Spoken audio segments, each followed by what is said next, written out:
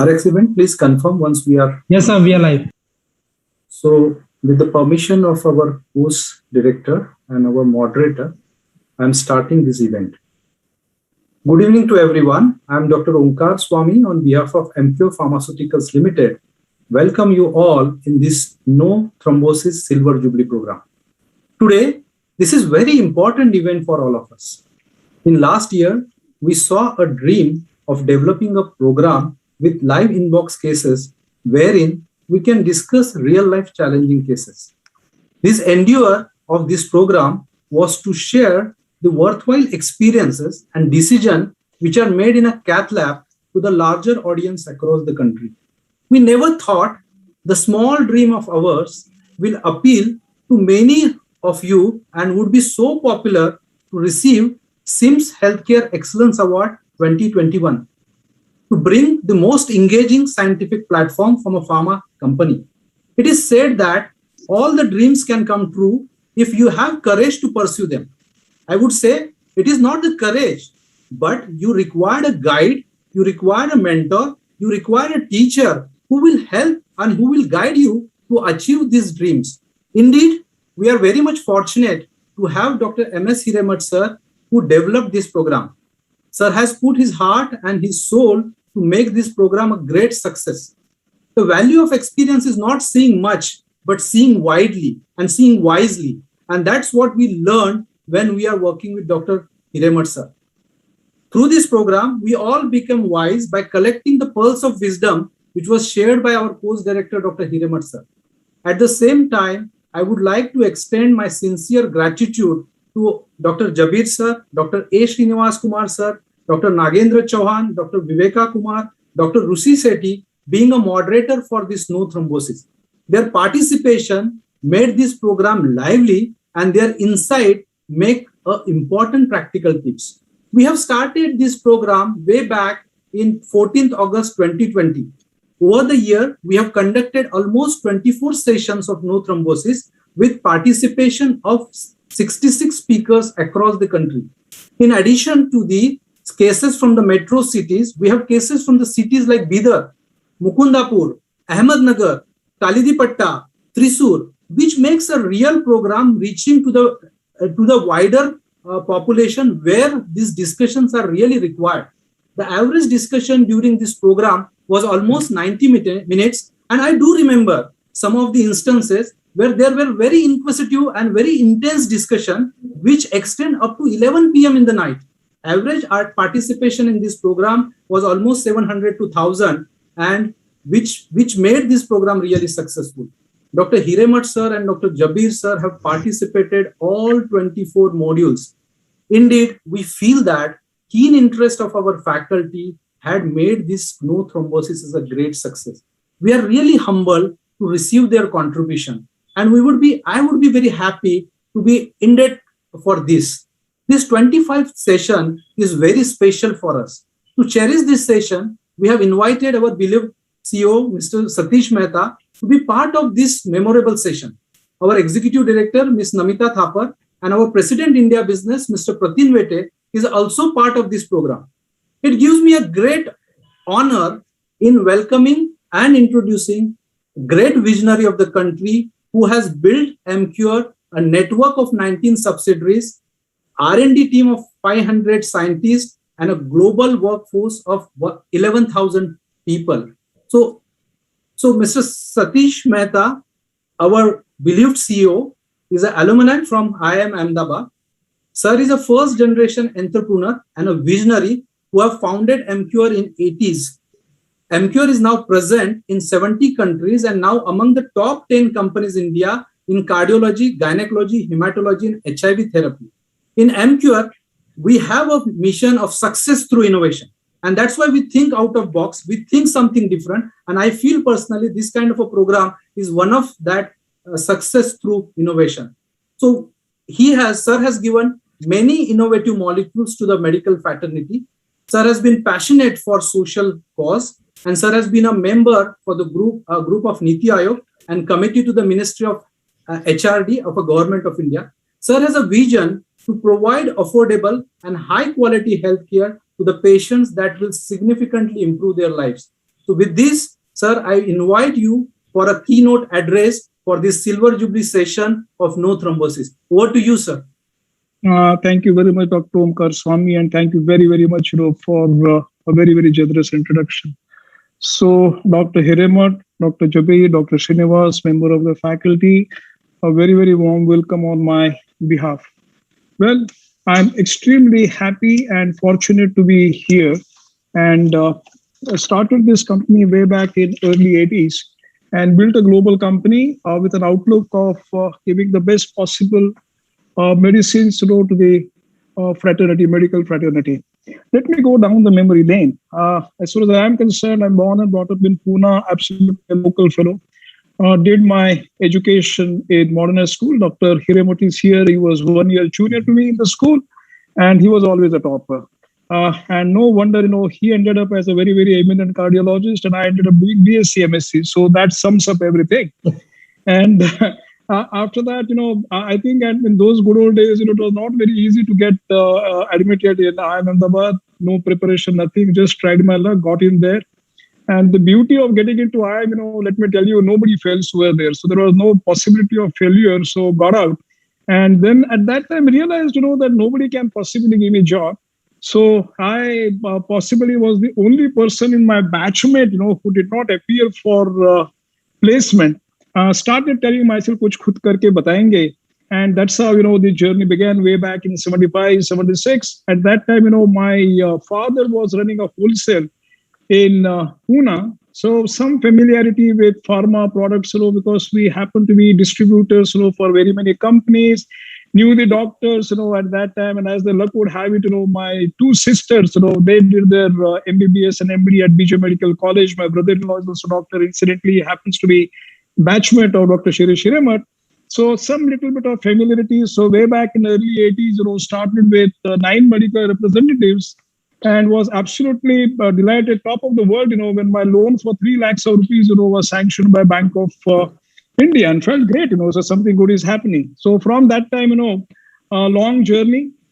Here I am in 2021 talking to all of you. As Omkar said, built up a good company, great company.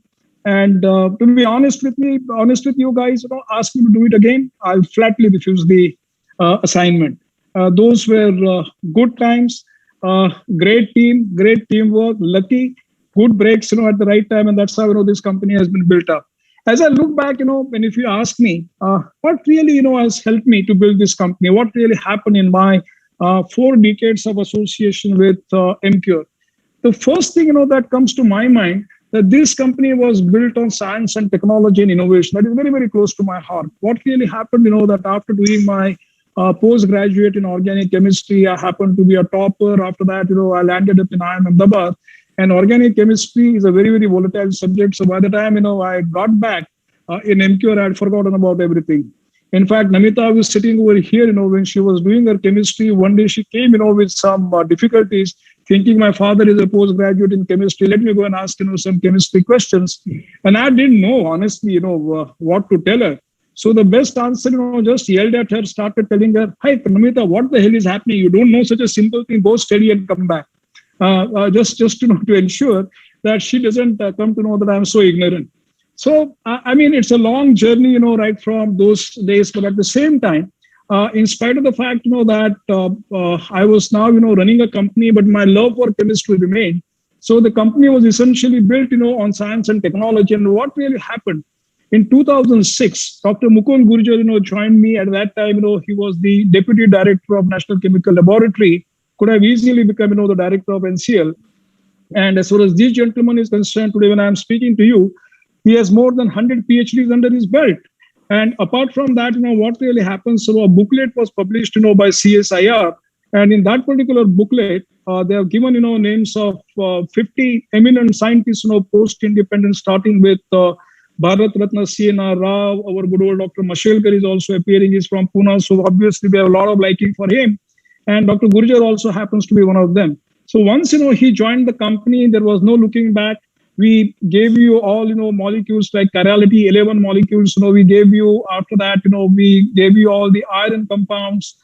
and so forth and so on. And obviously, we are also very much successful in giving some complex molecules, to global market, especially the ANDAs, that we filed for the US market, and marketing authorizations, we filed for European markets. So the journey really began with Dr. Gurjar joining.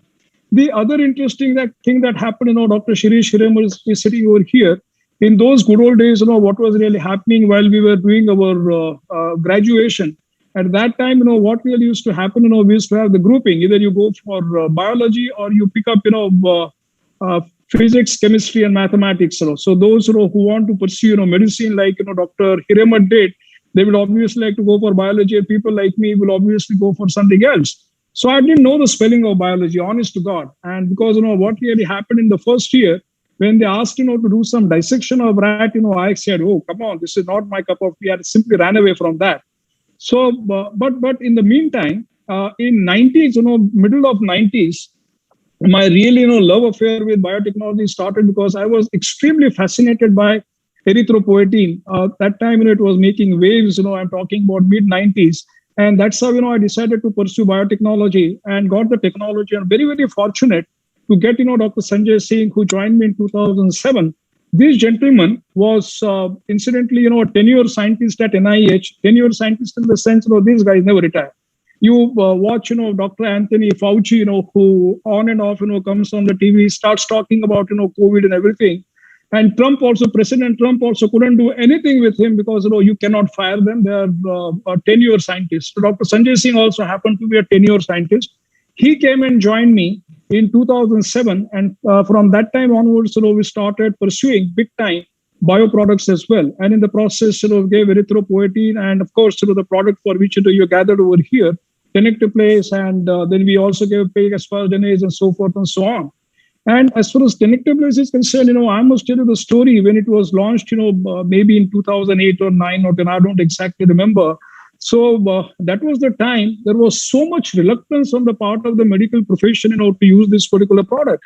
And at that time, I was involved in marketing. I used to visit the doctors, and every day morning, I used to find out, they used to use the term lysis, kitna lagaya karke. And trust me, for first 6 months, we had hardly 15 cases. Kuldeep is there. He was possibly part of that. And I was just asking myself, what the heck is happening, because at that time, we used to make a lot of noise by telling everyone that, guys, listen, we are the only company in the world which has cracked the technology. This technology was patented technology of Genentech, part of Roche, and there was no, generic available at all. So we got this product, for the first time in the world.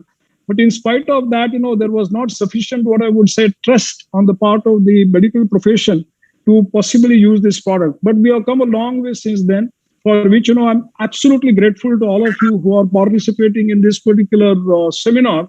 And now, it has become a big, big product. But I do feel, that still it has enormous potential. And obviously, we are great formulators. So while I'm talking about the pillars, on which the company has been built, science and technology and innovation has played a very, very important role. I would invite you to my office. If you come to my office, everywhere, you will have science wins, science wins. So that's what it is. And when I step into my office, I keep on reminding myself that whatever we are doing, science, technology, and innovation is absolutely key to success. The second area, where we did a lot of, work was patient care. I think, let me tell you, when I got into marketing way back in 1995, at that time, all my friends, told me, "Alay, aap bahut late ho gaya, abhi kuch hone wala nahi hai. The market is very, very fragmented. There is a lot of competition. Aapki to yahan pe daal galne wali nahi hai." बोला ठीक है देख लेंगे कर लेंगे. So that's how in 1995 when we started our own products, at that time the fundamental question that I was asking myself, in what way can we different, what is that we can do by which we have differentiated products, the noise that we have. And with that, what really happened, we picked up certain segments which we felt we will dominate. One segment that we are dominating today is, of course, gynecology. We are probably number one, not probably, definitely we are number one by a distance. And that has happened because all the compounds which came out of my R&D that we gave a product like Oroforex T, ferrous ascorbate. The second product that we gave is iron sucrose in the good old days. then ferric carboxymaltose, which you guys are also using, ferrium 1K or Orofer FCM as we call it. All these products, came from my stable, from our R&D. Similarly, the other area, which was very, very close to my heart was obviously cardiology. And there also there is a story in the sense, at that time, Dr. Mashelkar was the director of NCL, and I happened to meet him. And he said, listen, that we have developed a chirally pure amyloidopene. Why don't you have a look at it? And we had a look at that particular product, and we felt, let us try out. That was a very crowded market at that time. More than 50, 60 brands of amyloidopene were available in the market. We decided to go against the trend. And I still recollect, Dr. Hiremat is here. As far as Shirish is concerned, he was the person way back in 2006 or 7. I don't exactly remember. At Love Meridian, he was there to launch the product, along with the director of NCL, Shivraman. He was there at that time. We launched the product, and rest is history. Once, we tested success in chirality, then we also came out with chirally pure metoprolol. Then we gave you great products in the form of tenectase, and after that, ferrium 1K, rivaroxaban, and so forth and so on. So I have absolutely deep and abiding interest in the field of cardiology. And just to let you know, that we have top of the line facility for low molecular weight heparin, which we are selling by the name Lomo. And during the COVID period, we sold maximum Lomo in the country. We not only in India, but at the same time, in the global market as well. Sometime, I would like to invite you to have a look at the facility that we have for Lomo.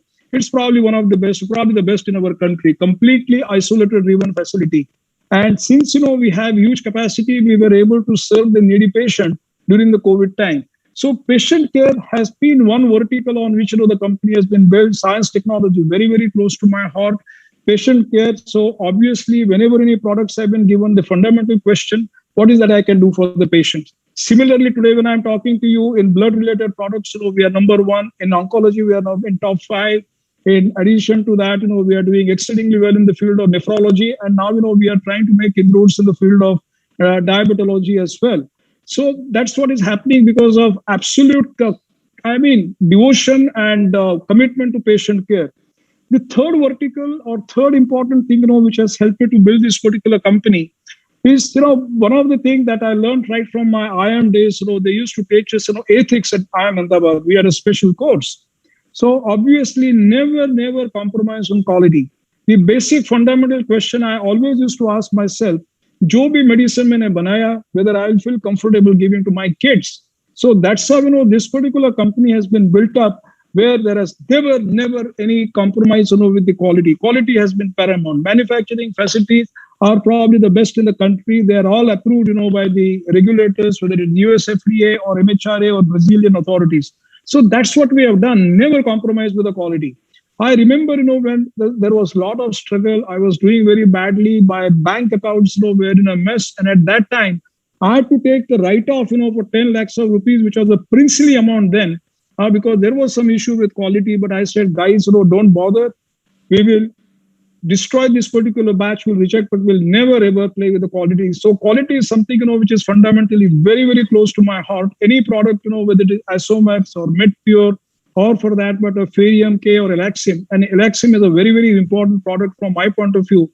Anything that comes, from Emcure stable, it has to have stamp of quality because everything is made under absolutely stringent standards, which are very close to my heart.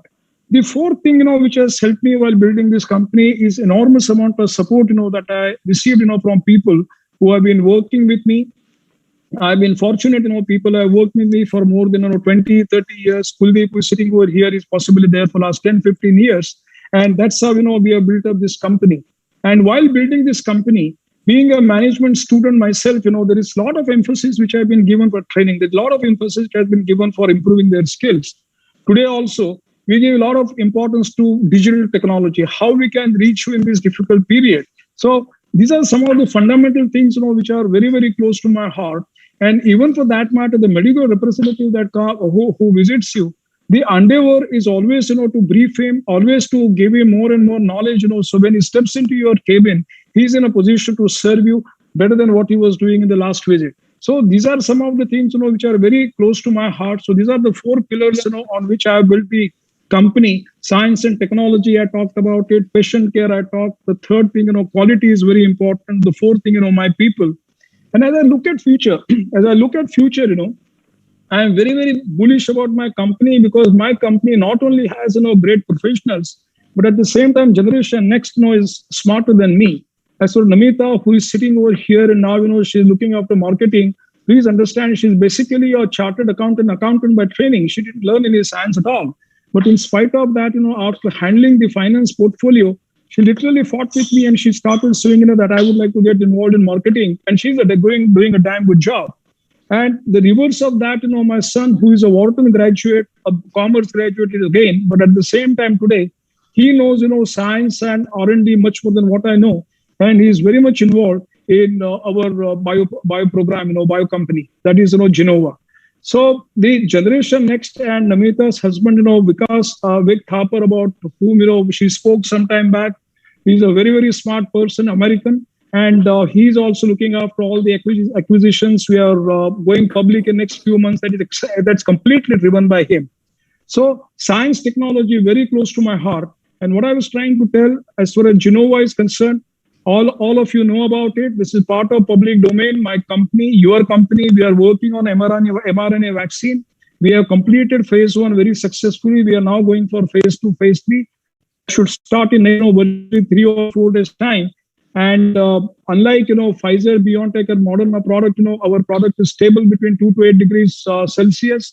It's a self-replicating product. So to that extent, whatever results we have in phase 1, they look very, very encouraging.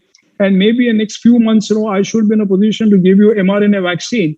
The first homemade vaccine, the country will be getting, and all of us justifiably should feel very proud about the achievement. Because sometime back, I saw an article in Wall Street Journal where they are saying, oh, come on, Indians, will never be able to crack the technology, but my team has done it. And obviously, all of us are very, very proud about it. And this particular platform is disease agnostic. In the sense, on this particular platform, we will also be working on multiple vaccines, like we will be working on tuberculosis, then we will be working on zoster and so forth, Zika, and lot many vaccines, you will see from my company in times to come. Many more things, we can talk, but at the same time, because of the paucity of time, just to recap, the 4 fundamental things I talked about, and as I see the company, going forward, the dream that we have, that currently we are in top 10, and next 5 years, I would like to take the company in top 5 because of your support. I would like to be a top cardiology company. We are probably 5th or 6th on all India basis. So the dream is to be possibly number 1 or number 2. Why not? That's the dream that we have. The second area, we would like to emerge as a major company in vaccine because we have the mRNA platform. We understand. We are incidentally also trying to get a vaccine for Delta variant, that we keep on talking. That also we'll see. So I personally see next, 4 or 5 years, my biotech business possibly will be more than what the business we are doing in chemistry. And third vertical, obviously, a global business and also, working on innovation. So that's the way, the company is required to be built. That's the way, we will go about. And I'm looking forward to interacting with you guys, talking to you whenever you give an opportunity, and possibly, learn from you what ideas, we can pursue, what are the new things we can do, so that collectively we all are here to serve the patient, who is our focal point and what is that is required to be done, by which, as Omkar Swami, Dr. Swami told in the beginning, that whether we give affordable medicines and we give quality medicines, which will help our patient. So thank you very much. I wish you the very, very best, for this particular meeting. Once again, Dr. Hiremat, Dr. Srinivas, Dr. Javed, you guys are doing absolutely a fabulous job, and all the members of the faculty and all the participants. And I wish you the very best, for next 2 hours, in which, you are going to get a lot of knowledge, from the doctors who are participating. Thank you very much. Thank you very much, sir. It is said that learn from the master and always try to update yourself. So I have learned 2 important things today, sir. Doing your own and collaboration. I think these are 2 important things which we need to understand and acquire and adopt in our day-to-day practice. Thank you. Thank you very much, sir. The future is today. That's what I understand over last 1 year working with Dr. M.S. Hiremat, sir. The passion and commitment towards the field, which we need to learn from the sir. So So it's my pride, privilege, and honor to welcome and introduce our course director, Dr. M.S. Hiremat, sir. Sir is director at Cath Lab at Ruby Hall Clinic, Pune. Sir has been a former president of CSI 2017. Sir has been a convener for the National Interventional Council of India of CSI 2004 to 2006. Sir had proctored many interventional cardiologists and given live courses across the globe. Though Sir is interventionalist at heart, he is equally adept at peripheral arteries interventions like leg, carotid, and aorta. Now, I invite our course director, Dr. M.S. Hiremat, sir, to share the program overview and the journey. Over to you, sir. Good evening, everybody, and thank you, Satish, for joining us this evening. I refuse to call him Mr. Mehta or boss of Emcure because I known him in shorts. We used to be in modern high school, killing our time during lunch break together and so on. And it's been a phenomenal journey for Satish Mehta himself, and of course the entire family, and the Emcure as a brand. And today we have so much of activity going on in Pune on the shoulders of this firm, which is so loyal to the doctors, so loyal to their commitments. And I'm sure whatever they desire in future will always happen. Mr. Satish Mehta and I were together in modern high school, and at that time, modern high school used to always get some bright fellows in the first 50. Even today the newspaper items are not there.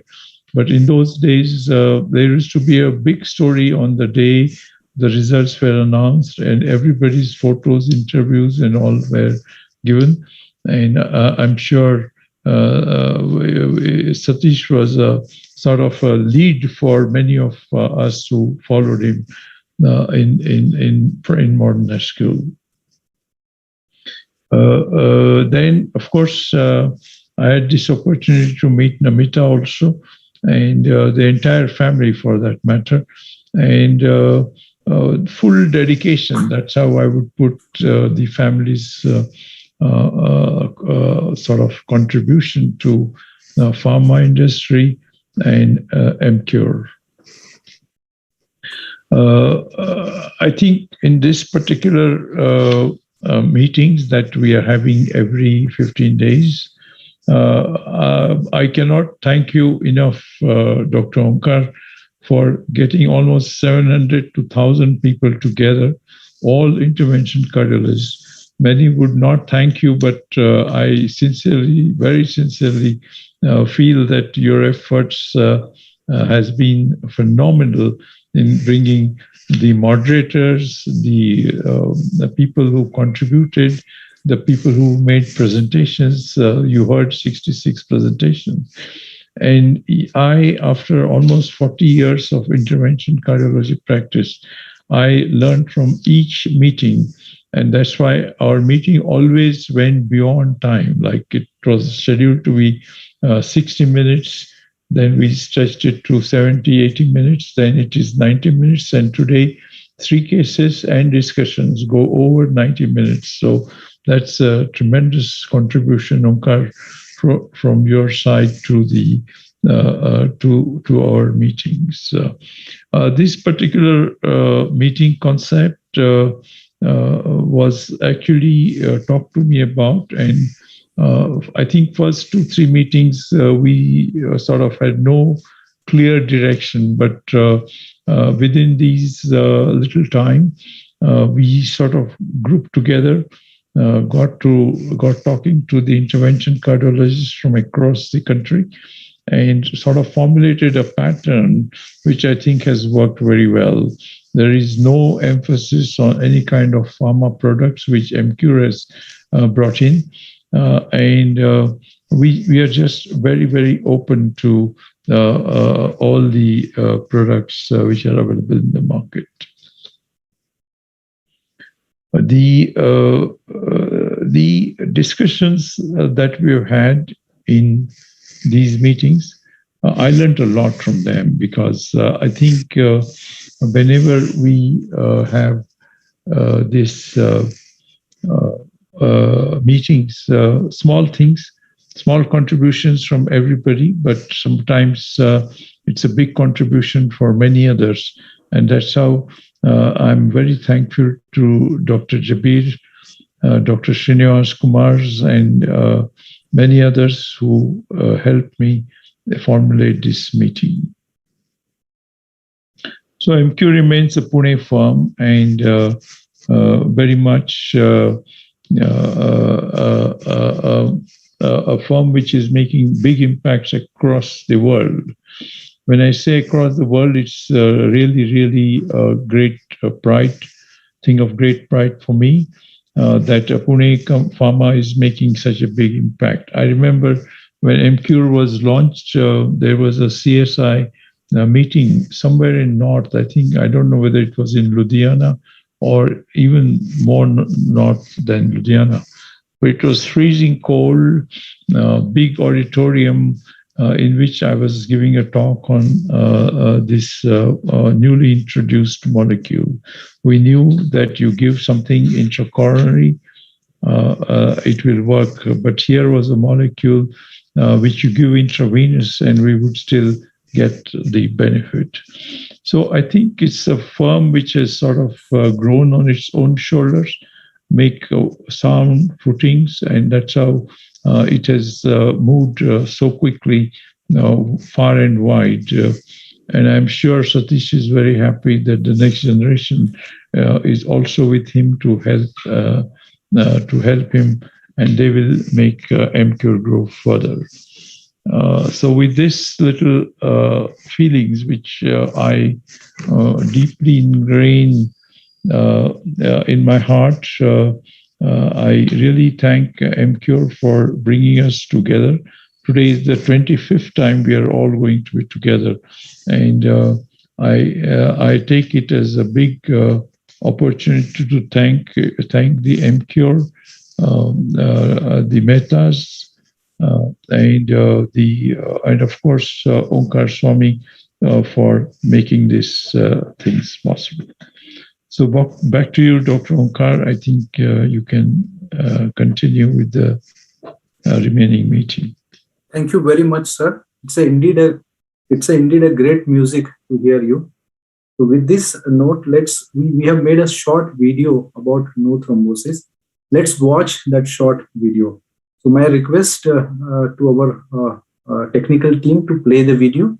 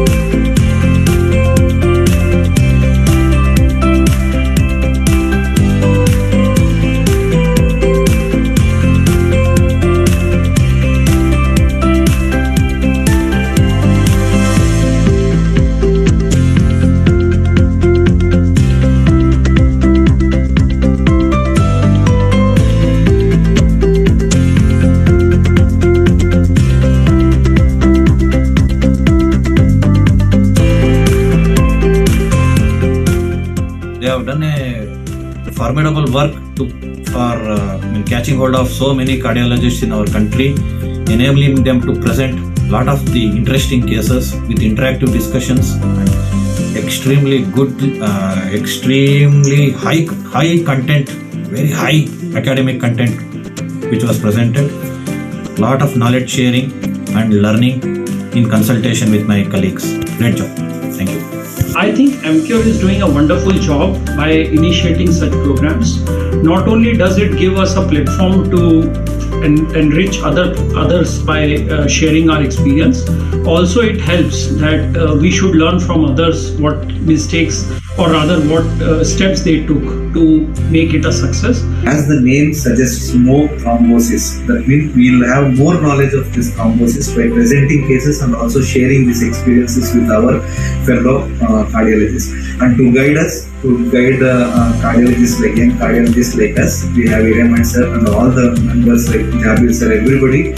They are guiding us very well, and we are very happy, and we want to present more and more cases and learn from them. Wave Beats Music.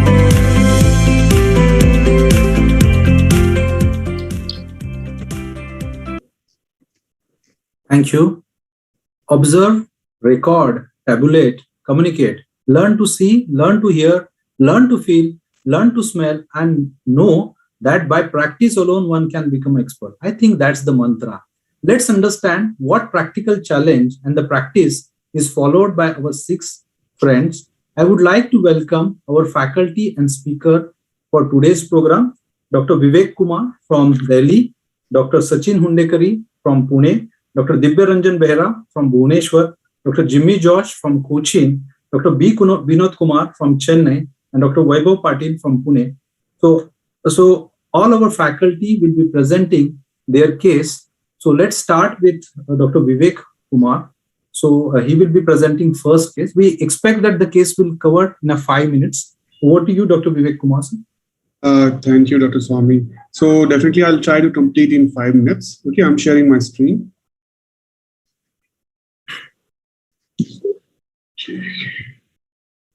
Okay, so this was my case that I presented here. This was a patient with ACS and distal left main bifurcation lesion. And he is a 65-year-old male having history of hypertension, diabetes, presented with non-ST lesion MI, EF was normal. We did an angiogram that showed distal left main bifurcation lesion, Medina 111. Patient was non-STEMI, elderly with comorbidities. We gave the option of having a CABG, but as discussed with the patient, he was not willing, so we decided to do a bifurcation stenting in this patient. The bifurcation angle was about 60 to 70 degrees, and definitely a 2-stent strategy was the option here because both LED and LCAs were diseased. And our options were going for a culotte, but there was definitely a mismatch in vessel size. T-stenting was not an option because usually we prefer T-stenting when the angle of bifurcation is around 90 degrees. So our option was to choose from mini crush or decay crush. So as the data today is that decay crush is the preferred strategy when we think of 2-stent strategy. So we decided to do a decay crush, and this was the angiogram of the patient. And you can very well see that it's a hazy looking distal left main with a critical lesion in LCX as well as in LED. And this is the cranial view. So we started by wiring both of the vessels and did bed preparation by dilatation with a 2.5 millimeter balloon, both LED and LCX. And then we took a 2.75 millimeter into 26 millimeter stent in LCX, and we at the same time we parked a 3 into 13 millimeter balloon in the left main to LED. We deployed the LCX stent, and we crushed that stent after pulling the wire from LCX, and then recrossed into the LCX, and we then did this kissing balloon dilatation. So this was the first kiss of DK crush, and this was followed by a stent in LED, a 3.5 into 38 millimeter from left main to LED. After pulling the L6 wire, we deployed it at about 12 atmospheres. And definitely it was followed by recrossing into before recrossing into L6, we did a proximal optimization with a 4.5 into 8 millimeter balloon. And we recrossed into L6 through the stent deployed from left main to LED. Sequential dilatation was followed by the second kiss. And at this time around, we did an OCT in this patient. So this was the run from LED to left main. You can see the stents here deployed well. And this was the distal edge of the stent. There was no issues there. The stent was well deployed there. And this was the angle of confluence. You can see it's very well opened up. And here was the OCT run from LCH to left main. It was well opposed, and this was the confluence at the LED distal left main bifurcation. So this is the 3D view as is evident in the OCT. You can see that the terrain, LED left main, LED to left main OCT is showing the L6 ostium. The struts are pretty much abutted to the terraina, and this was the L6 to left main run, and you can see this is the LED ostium visible here. So we had a good result here, but and this was followed by a final pot, and so this was our result.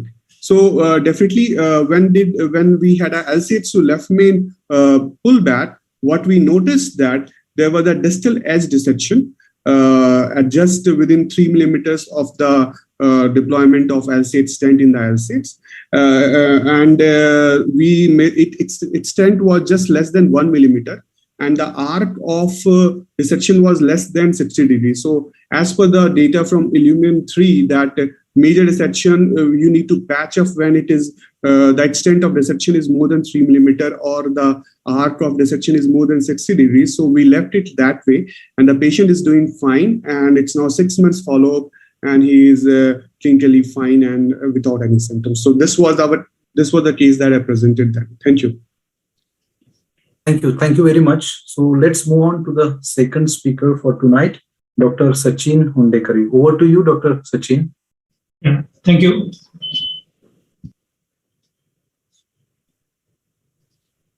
So this was the case what I presented. It was retrieval of dislodged renal stent. My case was 65 years female with uncontrolled hypertension requiring more than 3 antihypertensive drugs. She doesn't have any past history of diabetes, coronary disease. Her USG KVB revealed normal size kidney with maintained echo texture. And they did renal Doppler that was revealing right renal artery stenosis. So they referred us for renal angiography. So once we did angiography, it was found that there was a tight lesion at the renal right renal ostium. There was some calcification and angulation also at the right renal. So we were planning for angioplasty. So as the lesion was tight and there was calcification, routinely we don't predilate every renal artery. And renal artery stenting for cardiologists is very simple as we think, because we deal with many complex anatomies and there. So this, because of the calcium and angulation, we thought that we should predilate the lesion. So we used 7 French RDC catheter, and we crossed the lesion run through floppy wire, and it was predilated by using 4 into 12 mm sapphire balloon.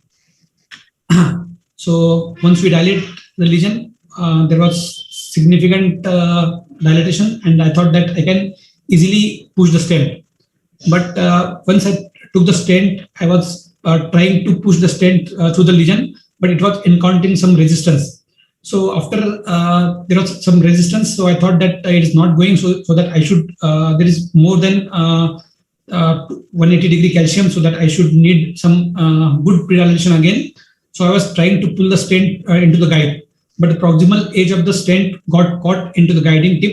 And when I removed the stent, the only balloon came outside. And then I checked on the fluoro. On the fluoro, I found that the stent was embolized, and it was the right femoral artery just before the beside the femoral sheath. So this was the incident when I was in Mumbai first year after my passing, and I was really new, and there was no help from other sides. So I was thinking what to do now. So whether should we left the stent, embolized stent, because many times we have seen that coronary stents are left without any major consequences. but this was a renal stent and this large stent occluded into the proximal thing. So it can cause digital ischemia or limb ischemia and consequences. So thought, can we remove the stent? So to remove the stent, there was no much hardware available, but whatever hardware available with me. So I thought that I can puncture the left femoral artery and try to pass some guide across the across the vessel. So we initially tried to return the stent to the opposite femoral puncture, and we have some ASD 10 French sheet which we use for ASD device closure. So I thought I can use that sheet because no other sheet was available at that time. So, but once I passed the sheet through the angulated portion, it was thinking at that portion. So I thought I will introduce a 6 French JR through it. So I took 6 French JR to counter that angulation, and there was no snare also. So what I did, I tried to make a snare with the thermo wire, and I passed to the double length thermo wire, and I was trying to capture the stent. But because of poor maneuverability, I was not able to co-line that. Even if I tried to push the guide close, and I tried in various angulation, but it was unsuccessful attempt. Meantime, I have ordered for snare from the nearby hospital, and at the same time, I was maintaining ACT, keeping it. I was maintaining ACT so that there should not be limb ischemia and all.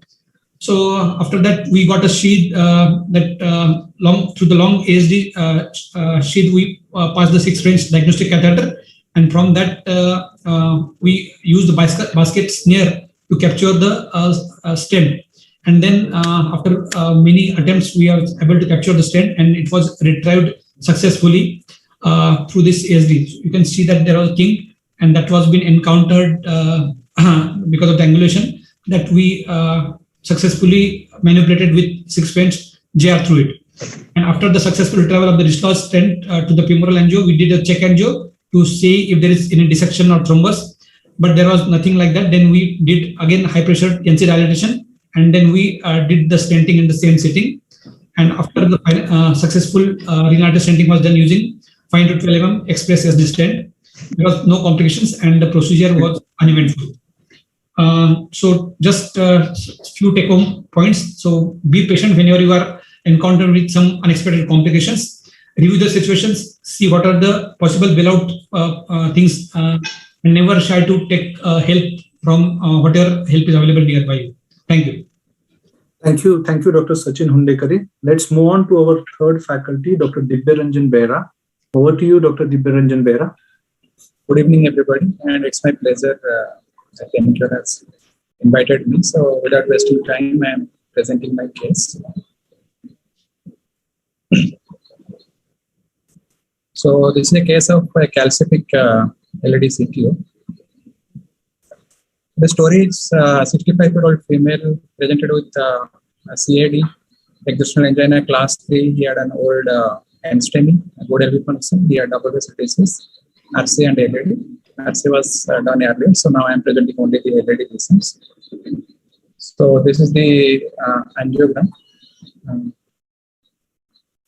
You can see that this simultaneous injection of both the things are taken in view of delineating the CTO anatomy.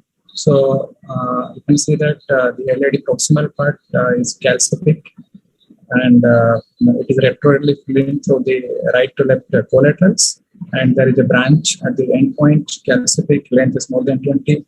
So there is a J-CTO score that we all know, and if you put all these points, and it is like an intermediate to difficult kind of CTO. So for every CTO approach, we have both antegrade and retrograde, and I preferred antegrade in preference to retrograde, and with keeping all the gadgets ready for a retrograde approach. So straight away took a microcatheter and filter XTA wire and try to navigate into the domain of the LED.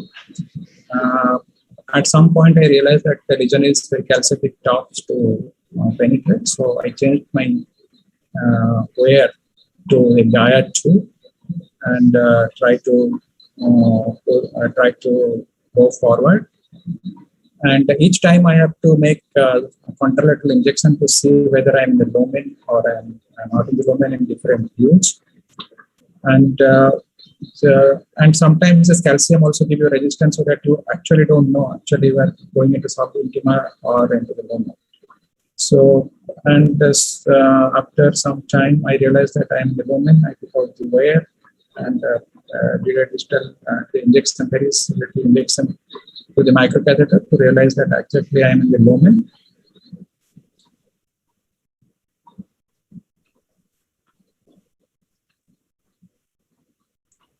Then, as we follow that every lesson, we have to do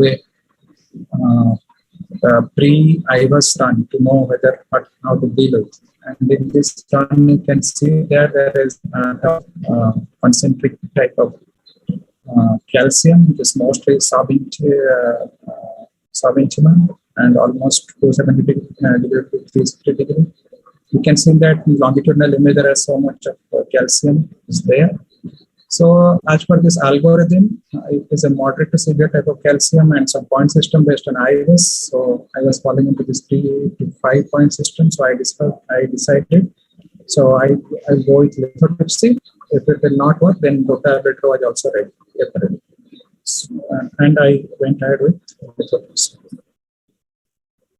So based on the IVUS imaging and the distal LED size, I took a 3 millimeter size of the ideal balloon and tried giving pulses from distal to proximal.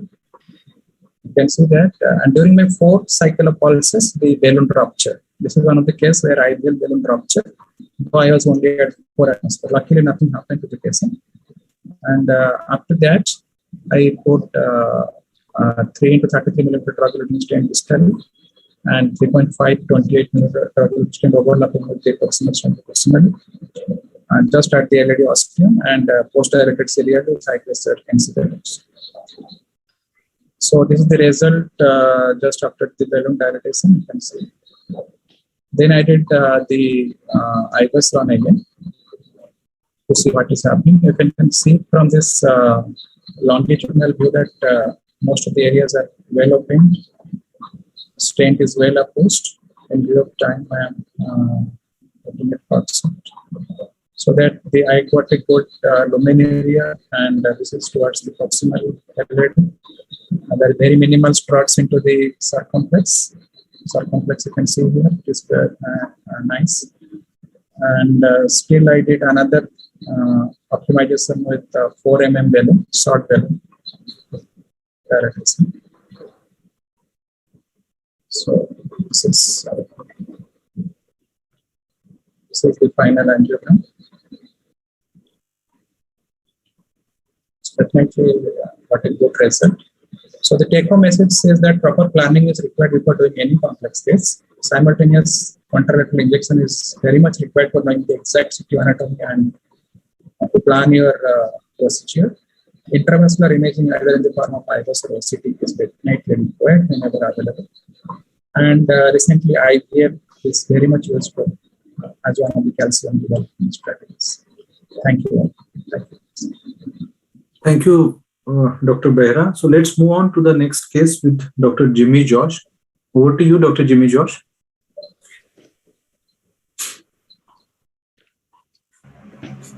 Yeah.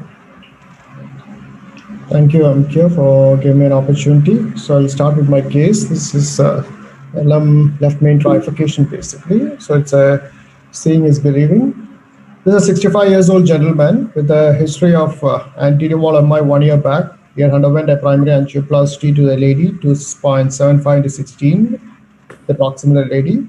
And after 1 year, he had presented with chest pain and raised cardiac enzymes.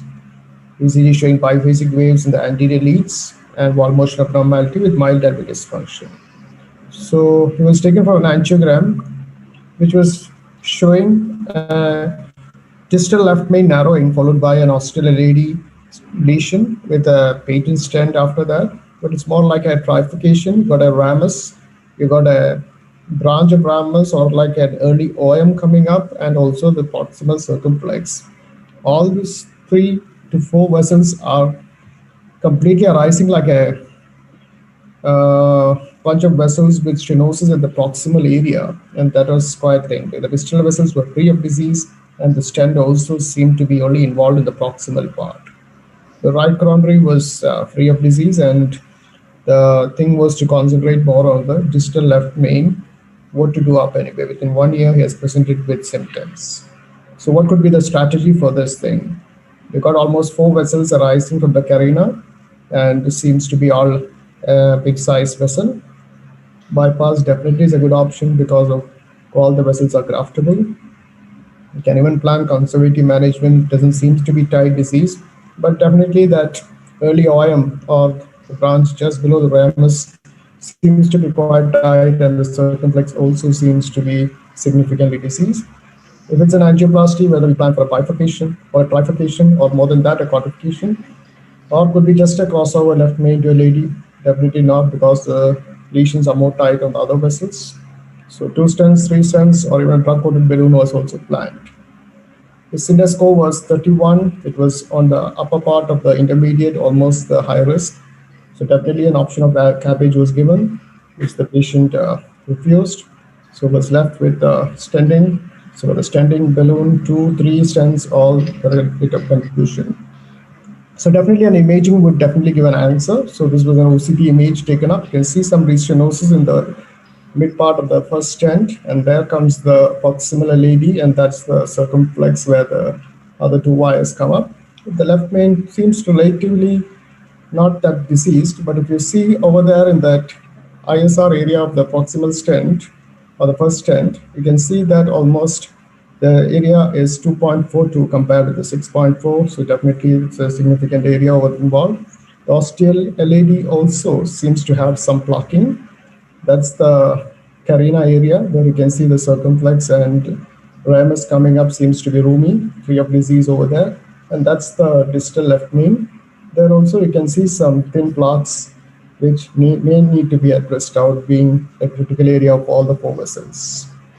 So this is the left main at distal to proximal area. Almost at the bifurcation seems to be something around 4.8, which needs to be addressed, especially the distal bifurcation. The carina is almost like a single opening only, which again divides into 3 openings. So not exactly a bifurcation. LMLAD crossover stenting was done with the 3533. That's a deployment of the stent in the cranial view. This was followed by a triple kiss of the ramus and the circumflex with a balloon kept over the LMLAD. And this was followed by parking of a 27528 target stent into the circumflex, which was deployed. And also deployment of the ramus stent. It was a 2515. It was like a double tap with a balloon 3.5 12 kept across the LM LAD. So that was the deployment of the circumflex and the ramus stents, and that was the result. But still, there was some haziness at the bifurcation or trifurcation area, especially in the ostial part of the circumflex, which seemed to be always confusing what to do up. The ACT checked twice was more than 300. Apparent adhesion was still given up, but still that haziness persisted. Is it because of a lot of stents over there? Imaging definitely would give an answer, and that is a time when you got to see inside the vessel and see what can be done up anyway. So this was a OCT image from the LAD to left main. Definitely you can see some thrombus in the left main, as well as that this is the bifurcation area where you can see a lot of thrombus over there, which has been distorted. So it was balloon dilated over there, and these thrombus were dislodged, and that is after that 48 hours infusion of heparin and GP2B3 inhibitors were given, and this was the angio result after 48 hours. Seemed to be a decent one. The imaging also showed a significant decrease in the thrombus, and the stents also being well deployed. You can see the wash off of the thrombus. That's a bifurcation area now coming up. So whatever remaining, we thought the antiplatelets would take care of it. Unfortunately, he was clopidogrel genotype was showing intermediate metabolizer. So it was changed to ticagrelol and aspirin, and that was all continued at the discharge also before the result came. But he presented almost 2.5, 3 years with chest discomfort. He had stopped aspirin and he was only on clopidogrel, and that too also was an intermediate metabolizer. There was no new changes, but this was the angiogram what was showing almost 2 to 3.5 years ago. A significant waist stenosis in the ostial circumflex and the ramus. Fortunately, the LM-LAD was flowing well. The LAD was free of disease. Right, our right coronary also was free of disease. A runoff OCT again confirmed that the stent in the LM-LAD is quite free of disease. But when you come to the carina, the bifurcation or trifurcation, there we can see a lot of waist stenosis has occurred, and I would suggest that if it takes the carina view, you can see a lot of neointimal proliferation across the carina where the opening of the circumflex and rather followed by the ramus and OIM occurs over there. So struts, though we opened up, there is a lot of neointimal proliferation, even though the patient was on a simple antiplatelet. So circumflex and ramus has got ISR, LM-LAD is fine, there's no thrombus. Whether that role of NOAC could be there, that is to be debated up. Now what to do up? Whether we can go a drug-coated balloon to all the 4 vessels or all the 3 vessels, or whether it could be sent for the patient for a CABG. Conservative management also was thought. Options were given to the patient. He was not willing for any more procedure and he took the conservative mode. So take your message, always LM trifurcations are messy, multiple balloons, wires, stents, fluorotime, all this adds to it. Keep an eye on your ACT. Thrombus always rushes in when all these materials are there. Dual antiplatelets, watch for clopidogrel therapy. Maybe like a dual antiplatelet with a single anticoagulant. Triple therapy sometimes may be required up at least for a few months if no contraindication for bleeding. Imaging is always for a must for complex cases. But whatever you do, the circumflex is always the Achilles heel. Waist stenosis is always a challenge for the operator. Thank you. Thank you, Dr. Jimmy George. So let's move on to the next case with Dr. B. Vinod Kumar. Over to you, sir.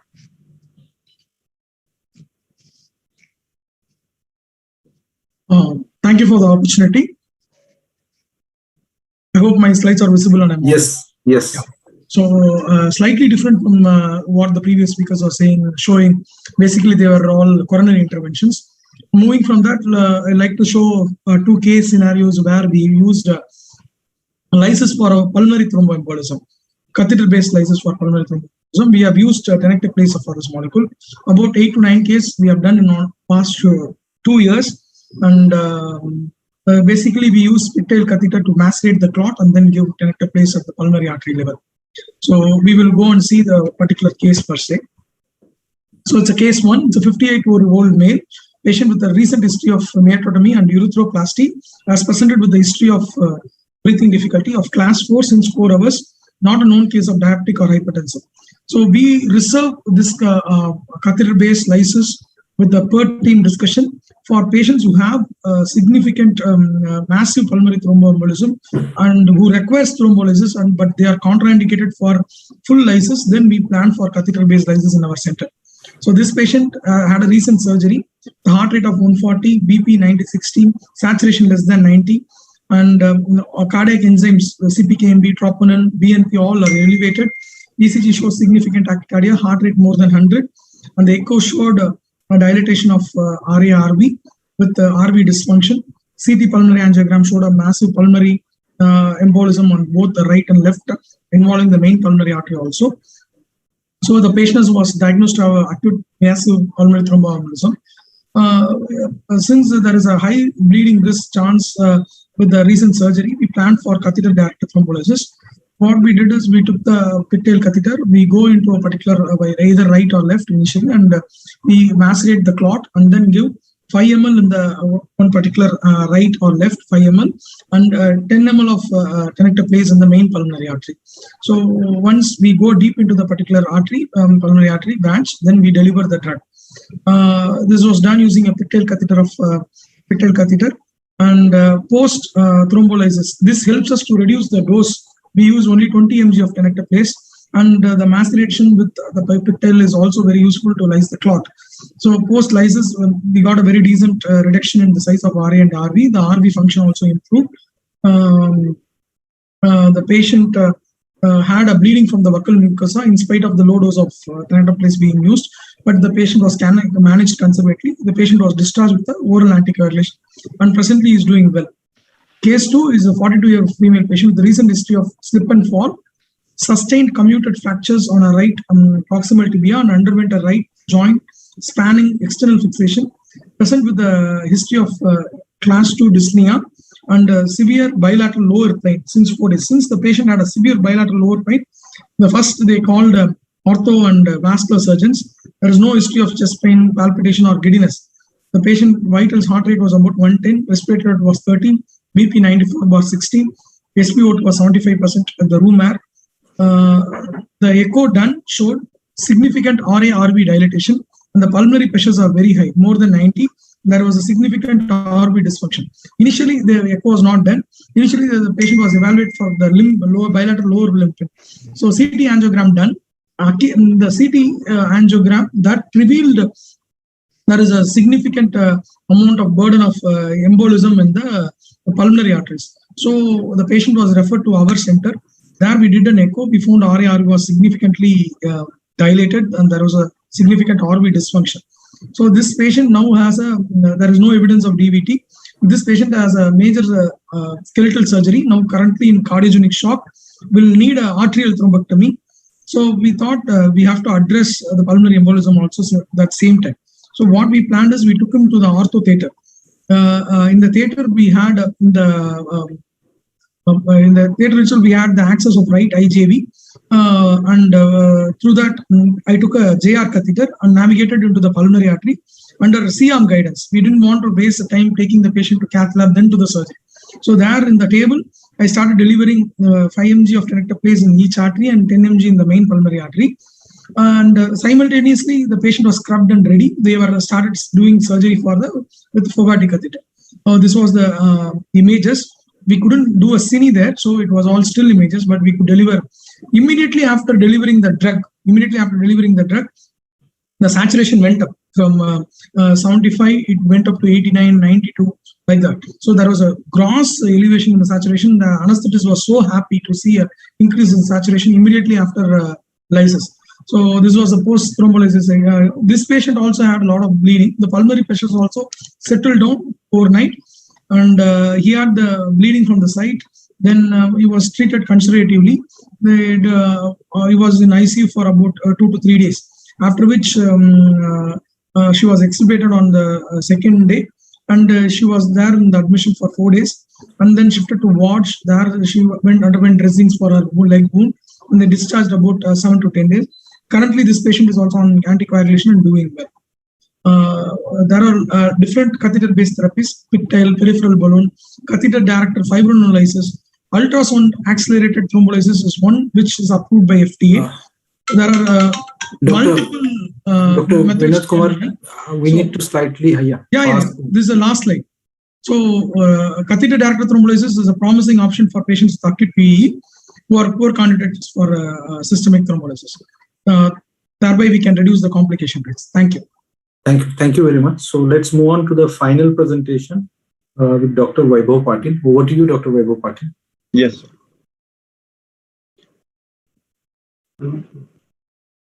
Yeah. My voice is clear now? Yes. Yeah. Now this is a sixth last case I'm going to present. This is one of the complication of the PCI what I encounter. The patient was 63-year-old lady, known case of ISD interval MI.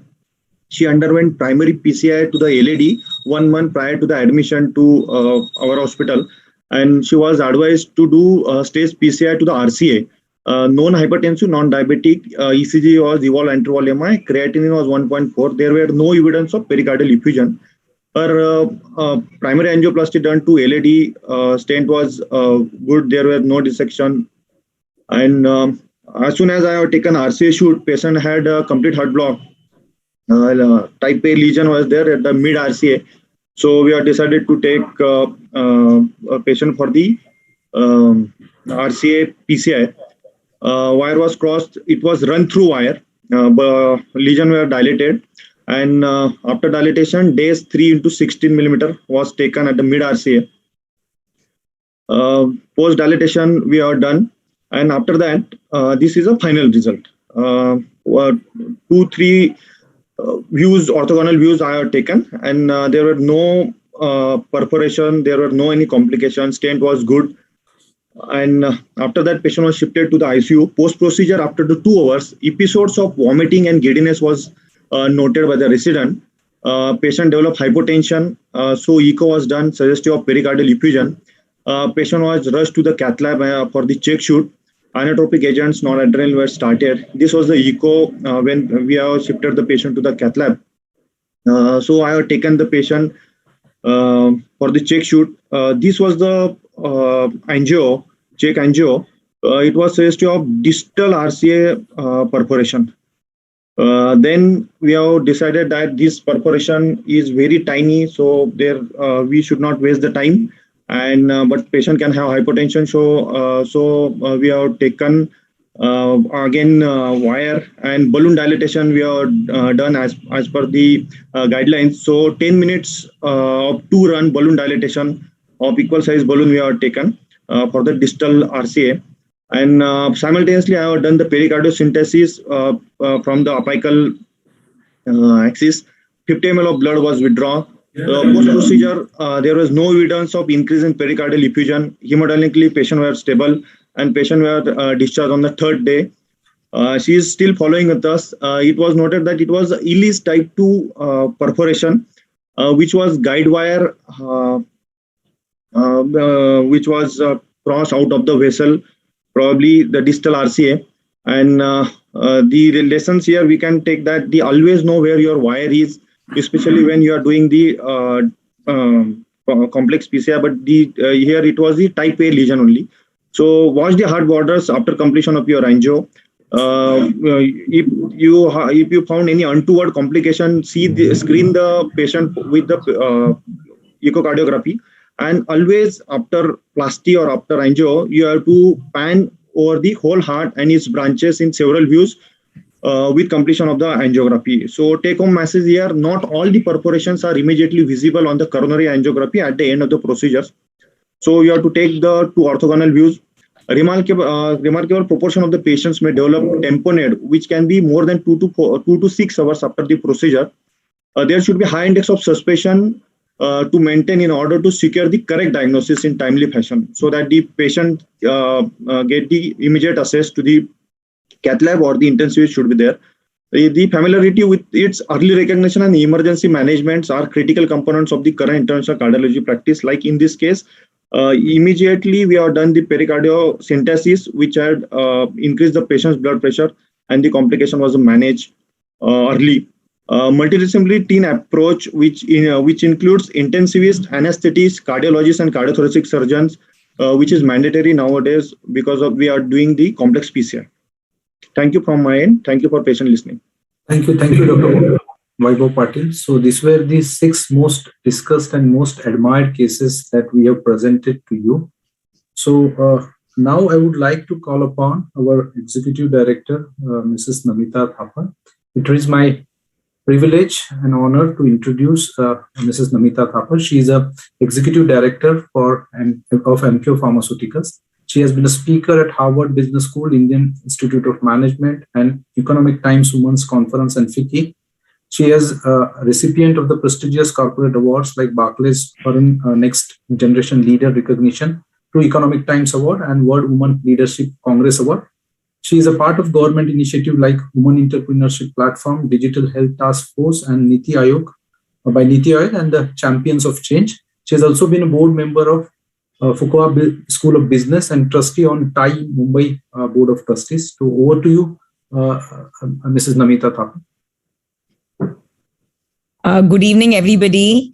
It's been an absolute joy listening to Dr. Hiremat, my father, all the 6 live cases, and we're all very lucky that we have professions where we have the privilege and honor of making a difference and making an impact And that's what makes it easy to wake up every morning, because you have that pride and that purpose when you wake up every morning. And when I see innovative programs like No Thrombosis that brings together 71 or 74 cases, right? You said, Dr. Omkar, and just so many experts on one platform. And what bigger proof than having a large number show up even on a Friday night at an hour like this. It's also our immense honor and privilege to have experts like Dr. Hiremat, Dr. Jabi, Dr. Srinivas Kumar, and so many others who take out time from their busy schedules to guide on these cases, to give their expert advice. And, I always think of Emcure over the years should not just be known for their brands, but more importantly, should be known, as a company that believes in science and has a soul. So in the last 2 years itself, we've come up with so many corporate programs and initiatives. We have M Gurukul, where we have a lot of expert doctors in a mentor-mentee relationship with young doctors. We have M Vidya, where we've tied up with Symbiosis Institute to provide nursing courses to 3,000 nursing homes and 14,000 paramedics. We, of course, have a lot of scientific programs like Stroke Academy. We have anemia initiatives. We have research in specifically, diabetes in women with RSSDI. We work very closely with the associations on several initiatives that are completely social impact and not for profit. And, No Thrombosis is just another step in that direction, where with the help of experts, we hope we can make an impact and we can make a difference. So I know we have a lot more interesting insights from my experts, so I'm going to keep it short. But I did want to take a minute to say thank you, a heartfelt, sincere thank you to all of you who have given your time, your energy, your intellect, and just so much commitment to this fantastic forum and platform, and exchange of education that's going to impact life. And most importantly, a big thank you to Dr. Hiremat, who has championed this program and taken it to this level, and Emcure's medical team that is just their commitment inspires me and motivates me every single day. So thank you to all of you, and look forward to the rest of the session. Very well done. Thank you very much. So now let's move ahead in the agenda. Now I would like to call upon Dr. M.S. Hiremat sir. So he will be presenting interesting case and his experience with no thrombosis so far. Over to you, sir. We are eager to hear you. Good evening. I hope you can hear me. Yes, sir. Yeah. So we have been having an exciting time since 8 p.m. today. And I'm going to wrap up with a little presentation from my side. So this is actually a left main 3 different cases, case 1, 2, and 3. And you can see case 1 and case 2, they look pretty similar. But there is a tight lesion at the LAD ostium, and there is a branch in between on both these cases. And circumflex is a very big circulation, a dominant one. And the third case is actually a left main, which has a critical disease at the distality. In addition, an important lesion at the circumflex mouth, which was a dominant circulation. LAD ostium is also diseased, and an important disease at the diagonal one, or ramus, whatever you want to call, but an important lesion at this and a fairly big size diagonal.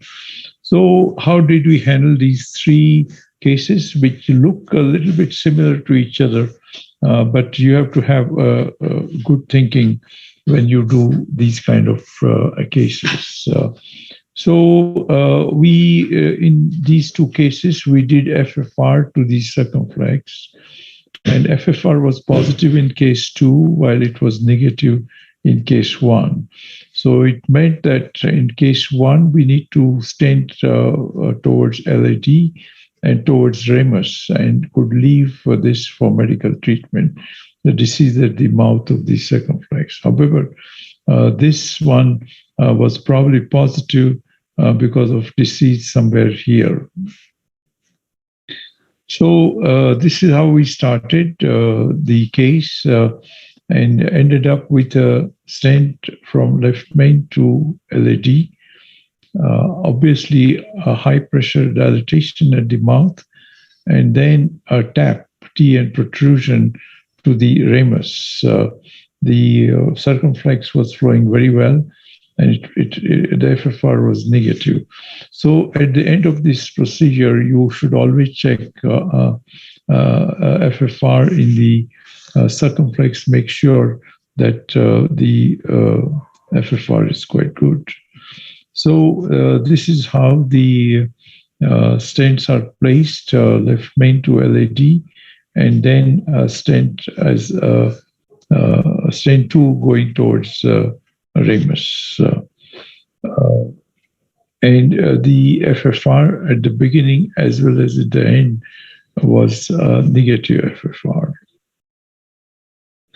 The second case which you saw had actually at the end of the distality of the left main has 3 important vessels, the LAD, the ramus, which was actually dividing into 2 good-sized branches, and then the circumflex, which was a dominant circulation.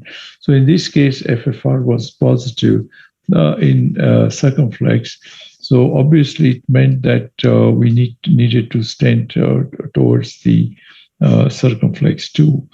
So we could have had many options, but we thought we'll do a decay crush on the LAD, then put a second stent here from left main to circumflex, which was a dominant big diameter large vessel, and then put a third stent towards ramus as tap. So this was the initial plan. So we first, then there, of course, we discussed these various options. If we could do a V stenting and then a provisional stent to the OM circulation. We could also consider a mini crush to LAD and the ramus, and then main stent going towards circumflex. So in all this, against the conventional thinking that left main stent should go towards LAD, we are actually putting a stent towards circumflex, primarily because this was a bigger diameter vessel, more matching with the with the left main diameter, and it was a dominant circulation. So at the end of putting a stent in the LAD, we are remove the wire from LAD and to crush the protruding portion, which we always do in a decay crush. We have a balloon going from left main to circumflex. As we do this, disaster takes place because patient complains of chest pain, use ST elevations, and we see the loss of flow in circumflex circulation. It was quite important to wire the occluded circumflex.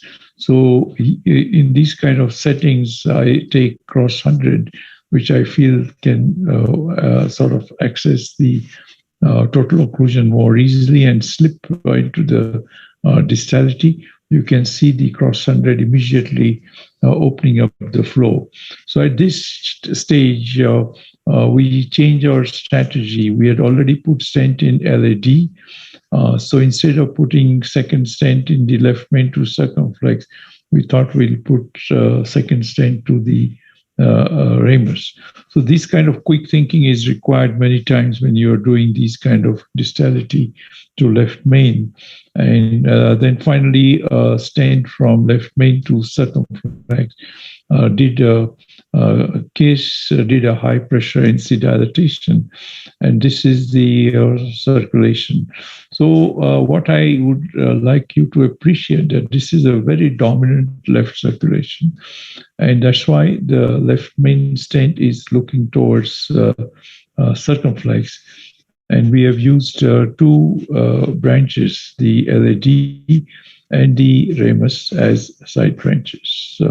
So these were the 2 cases which we did back to back. In the first one, in the second one, you have a mini crush on both the side branch stents, while in the first case we have a tap going towards the ramus. And this third stent, which I showed you, had actually this patient was booked for CABG because patient also had mitral regurg, which I feel was an ischemic mitral regurg. PA pressures were high. There was grade 3 mitral regurg. And he had something like 4 admissions in last 6 months, all with LVF middle of the night. From each one of them, he had recovered. So when the surgeon actually discussed the risks, the patient took discharge, right or wrong, we don't know, but we said, yes, we can do this case, this trifurcation lesion. So we have everything ready, a temporary pacemaker, PA catheter, balloon pump, and that is how high intensity case was addressed. So the vessel was calcified towards LAD. So this is a rota to LAD. After doing rota to LAD, we wire the LAD, the circumflex as well as the first diagonal. And we used an OPNC balloon.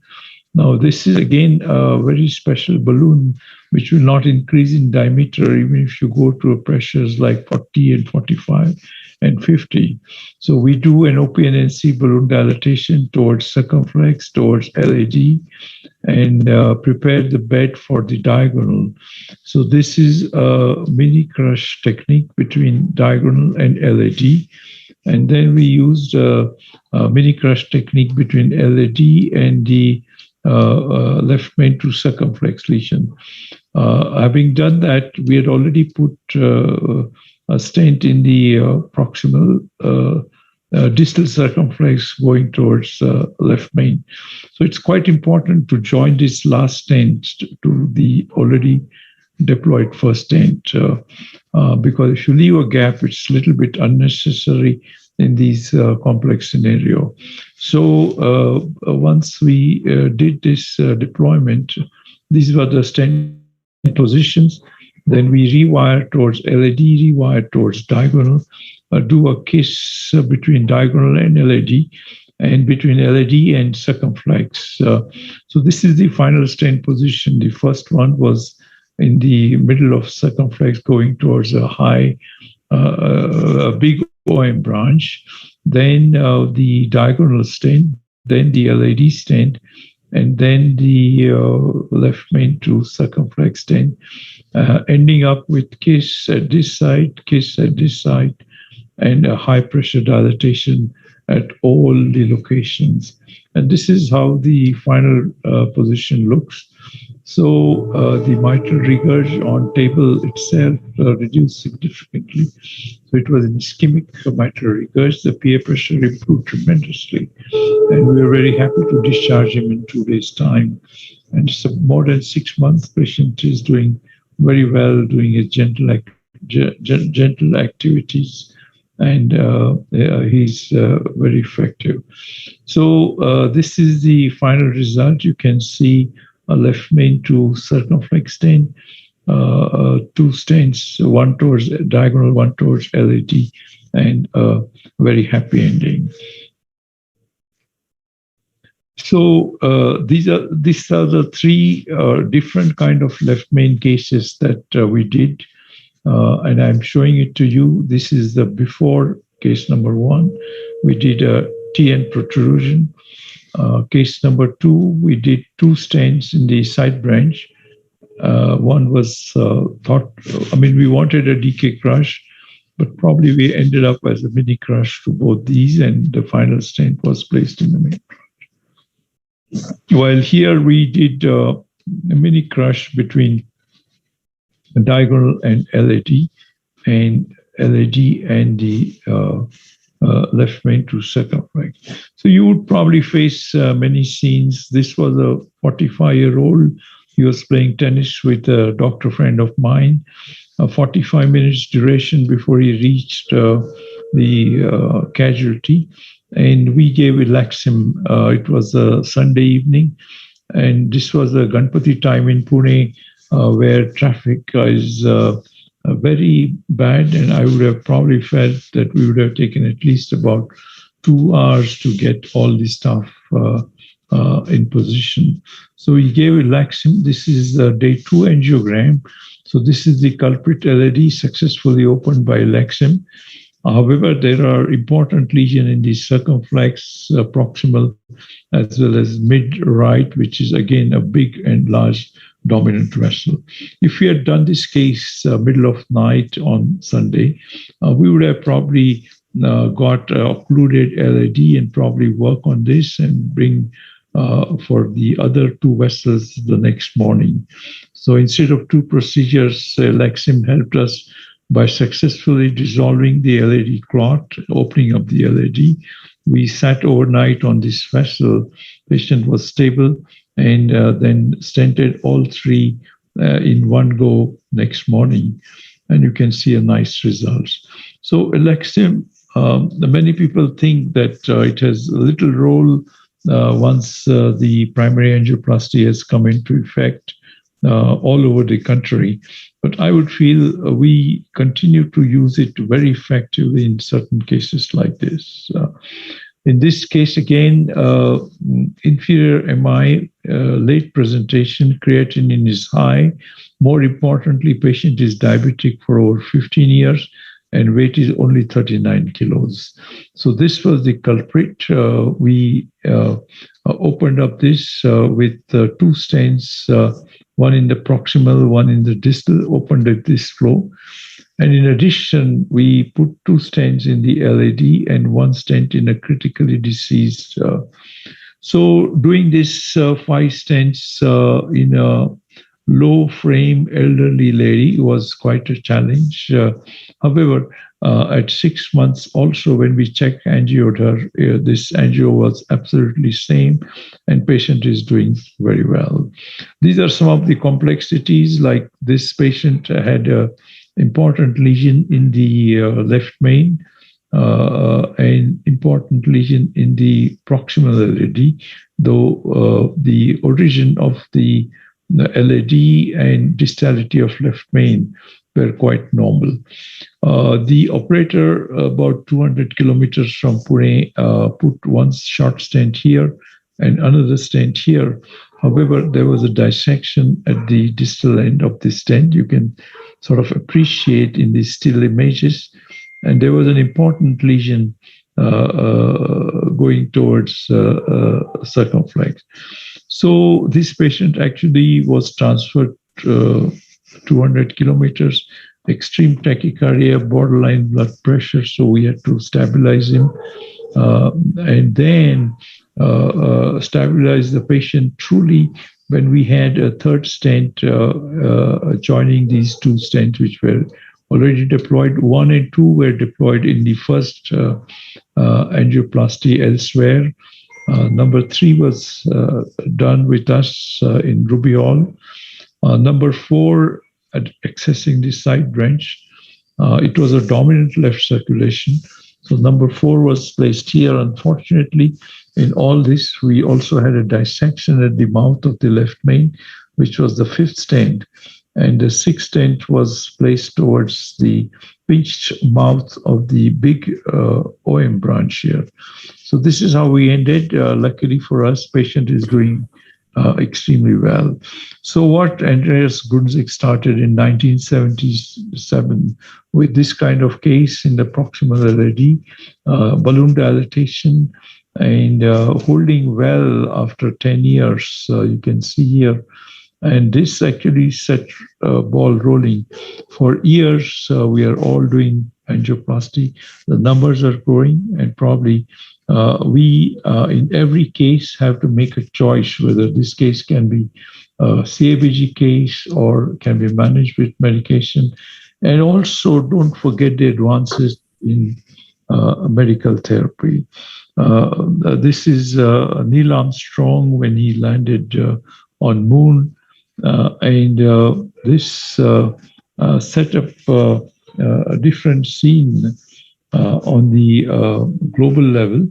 And this is the gentleman who actually offered himself for the first angioplasty by Andreas Grunzig.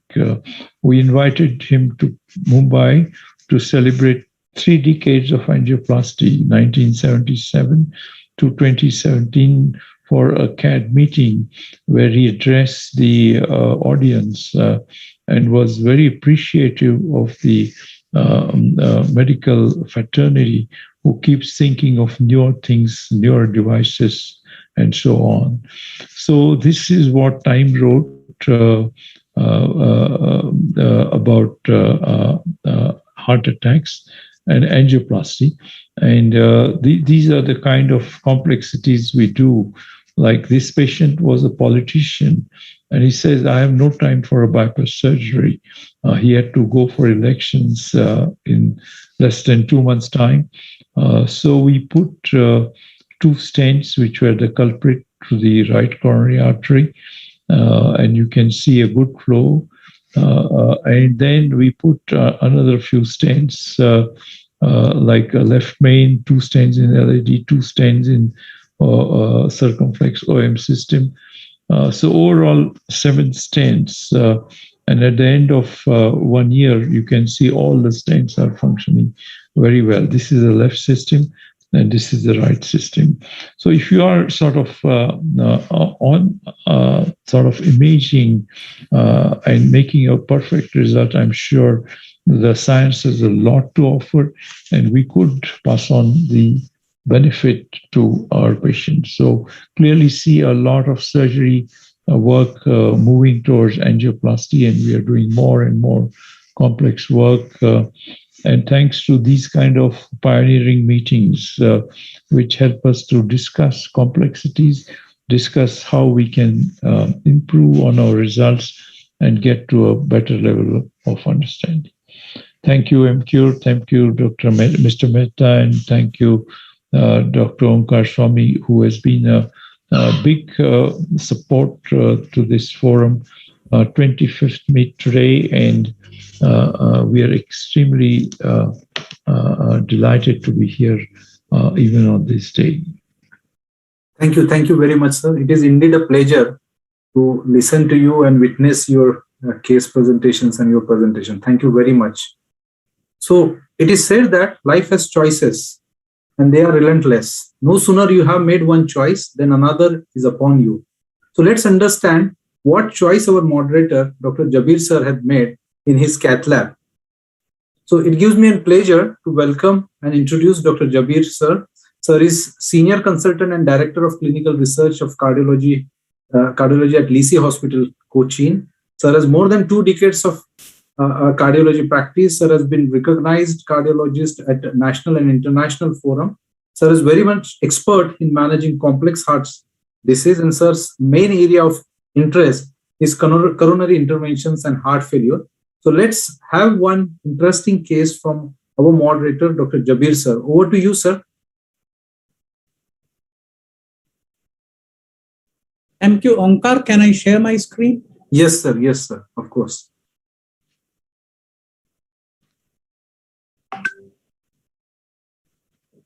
Yes, it's visible, sir. Dr. Jabir, Omkar told you options in the case. All right. Yeah, I thought I may show something different, and he has given me 4 minutes to present a case. It's good evening to all of you, and it's a day of celebrations, a fantastic effort, and I think it's a brilliant idea of Team Emcure to have this series of meetings on no thrombosis, which I think is meant to have no thrombosis, or I must say no inappropriate thrombus. It was a lot of pain and effort which has gone behind it, especially by Dr. Omkar, which made it possible. And also I must appreciate the incredible lead role taken by or played by Dr. Hiramat at 10 o'clock or 10:15 in the night towards the late evening. We are all tired, and I was wondering how can this man have so much of energy left in him, coolly and calmly discussing all the salient points, finding out what are the options, and not only that, he was thoroughly enjoying the discussions, and we learned a lot from all the discussions, from the expert comments by Dr. Hiramat, Dr. Srinivas, and for a short time we had Dr. Vivek Kumar, Nagendra, and many others. And but I think the real heroes are the people who presented. They have collected the best cases from their granary, and they presented it. All fantastic cases. What a lot of learning points we have seen, and great discussions followed by the case presentation. We have seen those 6 cases handpicked by Omkar and the team. Fantastic. And we must appreciate the unsung heroes behind it, the entire team of the our Emcure Pharma. And after seeing all these cases for last 25 sessions, one thing is for sure, the future of interventional cardiology seems to be very bright. And I'm sure the patients are quite safe in the hands of the younger brigade who are doing such a wonderful job. Hats off to you, team Emcure. I'll present only 2 short cases. A patient with a double vessel disease managed with 2 stents to LAD and 1 to RC on 14 June 2018. He was put on dual antiplatelet therapy with aspirin and clopidogrel since he had a high bleeding risk. And June 20th, 2018, he presented with prolonged rest angina with ST elevation of V2 and V2 to V6. And you can see what happened is there is a stent thrombosis which is affecting the stent in the LAD, and a stent thrombosis which is affected the stent in the PDA. We did a OCT to know what's happening inside the LAD stent. We aspirated, and then following the aspiration, we did the OCT. Why did it happen, the acute stent thrombosis? Can see in the OCT run a reasonably placed stent in the distal part, a reasonably placed stent in the proximal part, but at that part where you can see the stent is small, it looks smallish. The stent is underdeployed. Not only that, the stent is underdeployed, you can see it's full of thrombus, underdeployed stent with 2 layers. Where there are 2 layers of stent, there is a significant amount of malopposition too. So underdeployment, malopposition, it's a clear-cut mechanical problem. So it was a suboptimal stenting which led to the development of thrombus inside the stent which we placed. So aspiration, high pressure balloon dilatation, which led to a decent result in the LAD as well as the RCA. And this is the final OCT of LAD stent. We could finally dilate it well. It could be well opposed and expanded. And so this is the pre and this is the post procedure. The stent is now well expanded to its size and the stent is well opposed. Had this been done earlier in the initial part itself, when the stenting was done initially, this catastrophe, the stent thrombosis, as we all know, it's catastrophe. It carries a high mortality, close to around 50% or so. So this catastrophe could have been avoided. So this is the change with the high pressure balloon dilatation, and this patient is doing well right now. I'll quickly show the second case, a 54 years old male. He had anterior wall ST elevation, primary angioplasty, long segment disease. So 2 stents in the LAD with a good flow, good kidney 3 flow. It was overlapping stent.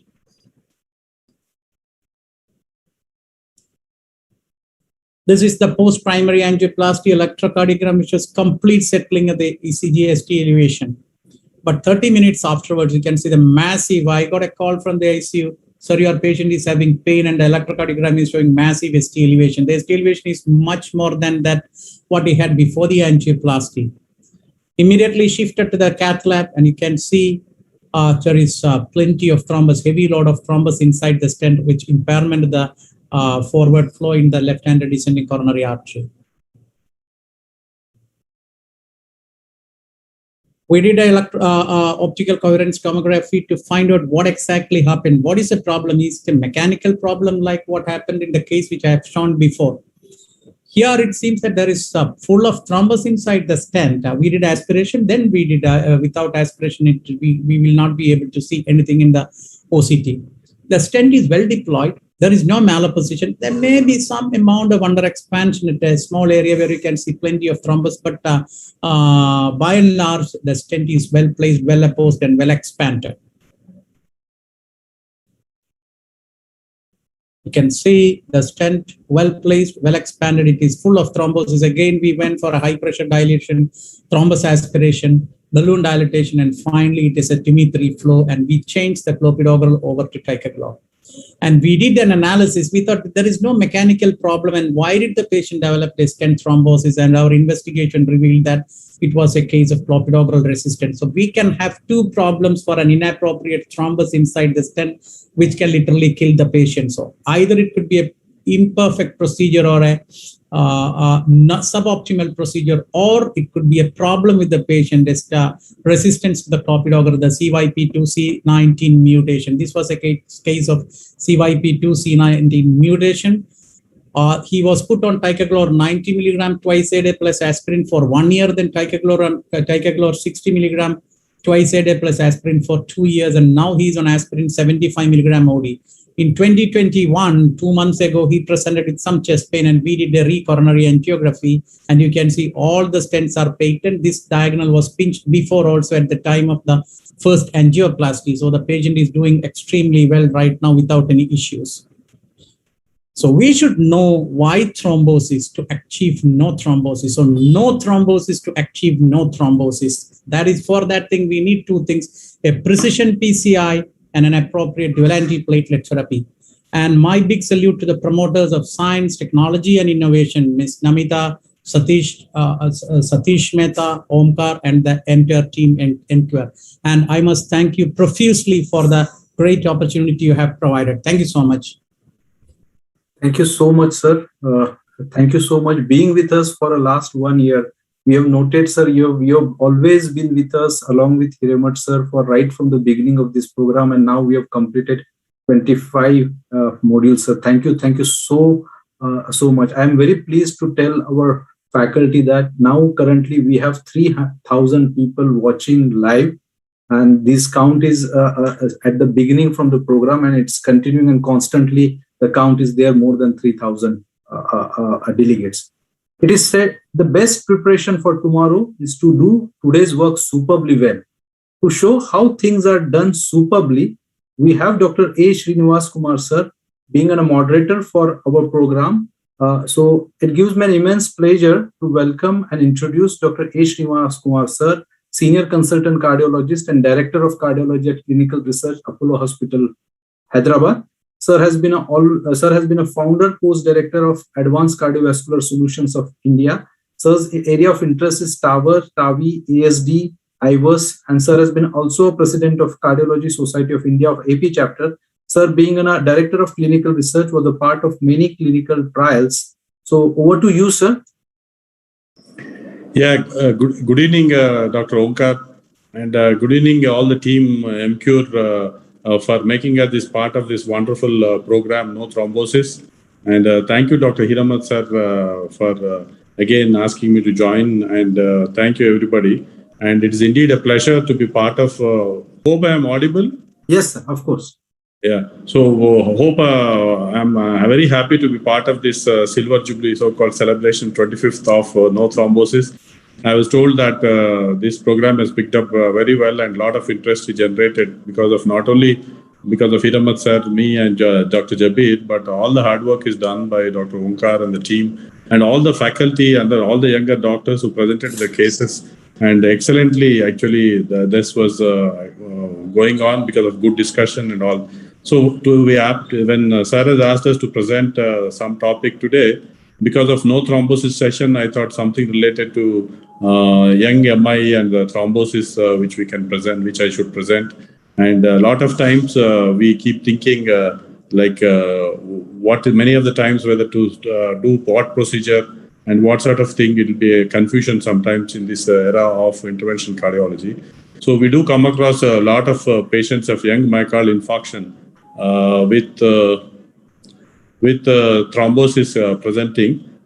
that's how I've selected the two cases of young MI presenting with thrombus and the decision-making process, how it goes. Sometimes these patients land in trouble and get into cardiac arrest and things like that. I would show one such case where the interventional cardiologists feel very good of saving lives for patients. But after all, finally, we're channels by which God makes things happen. So with this brief intro and thanking all team members of Emcure, and I'll proceed with the presentation. This is a 31-year-old male. It's unfortunate, both of the patients which are very young. 31-year-old male, obese patient, sometimes now real estate picking up. A lot of people get into a lot of earnings and they don't exercise well and get into trouble. And then these have presented actually with abdominal pain and loose motions. He was thinking it is non-cardiac, and then he came to hospital, arrested in the ER. Next slide. Now, this was the ECG when the monitor was shown, and yeah, obviously it has a polymorphic type of VT degenerating to VR. Patient was arresting. Next, shock was given. Then after the shock was given, he had this sort of ECG, which actually presents a huge ST elevations in anterior leads, then suggesting that it is an anterior myocardial infarction, and it was also confirmed by acute like echocardiogram that patient was not having pulse for some time in between. Then massaging was done, and then we took this patient with cardiac massage as well as in between repeated shocks. My younger colleague was there in the duty. Then we also joined for the procedure. Next. Then next slide.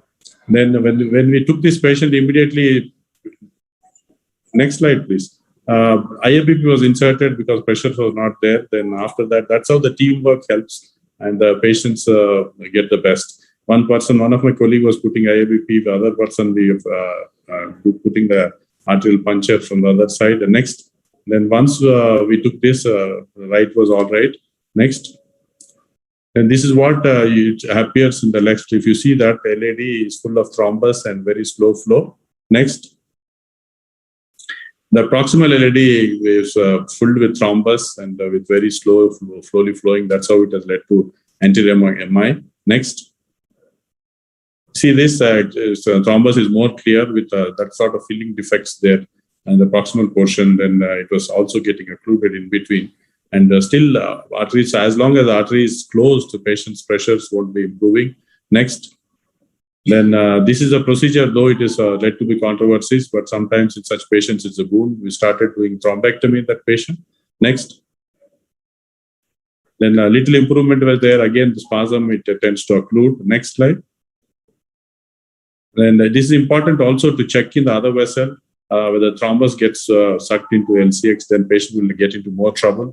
So we were checking that. And next. This is again repeat aspiration of thrombosis, was in multiple runs sometimes are required in such patients. Next.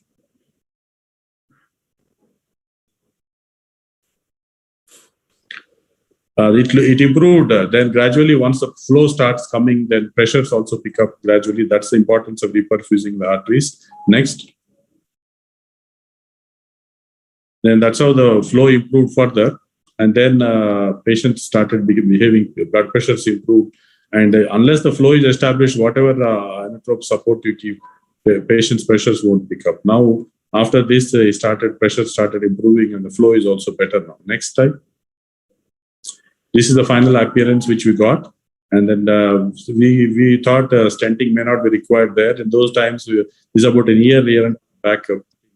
And we thought we need not stent that patient because the result was quite good. And that was the final result. Next.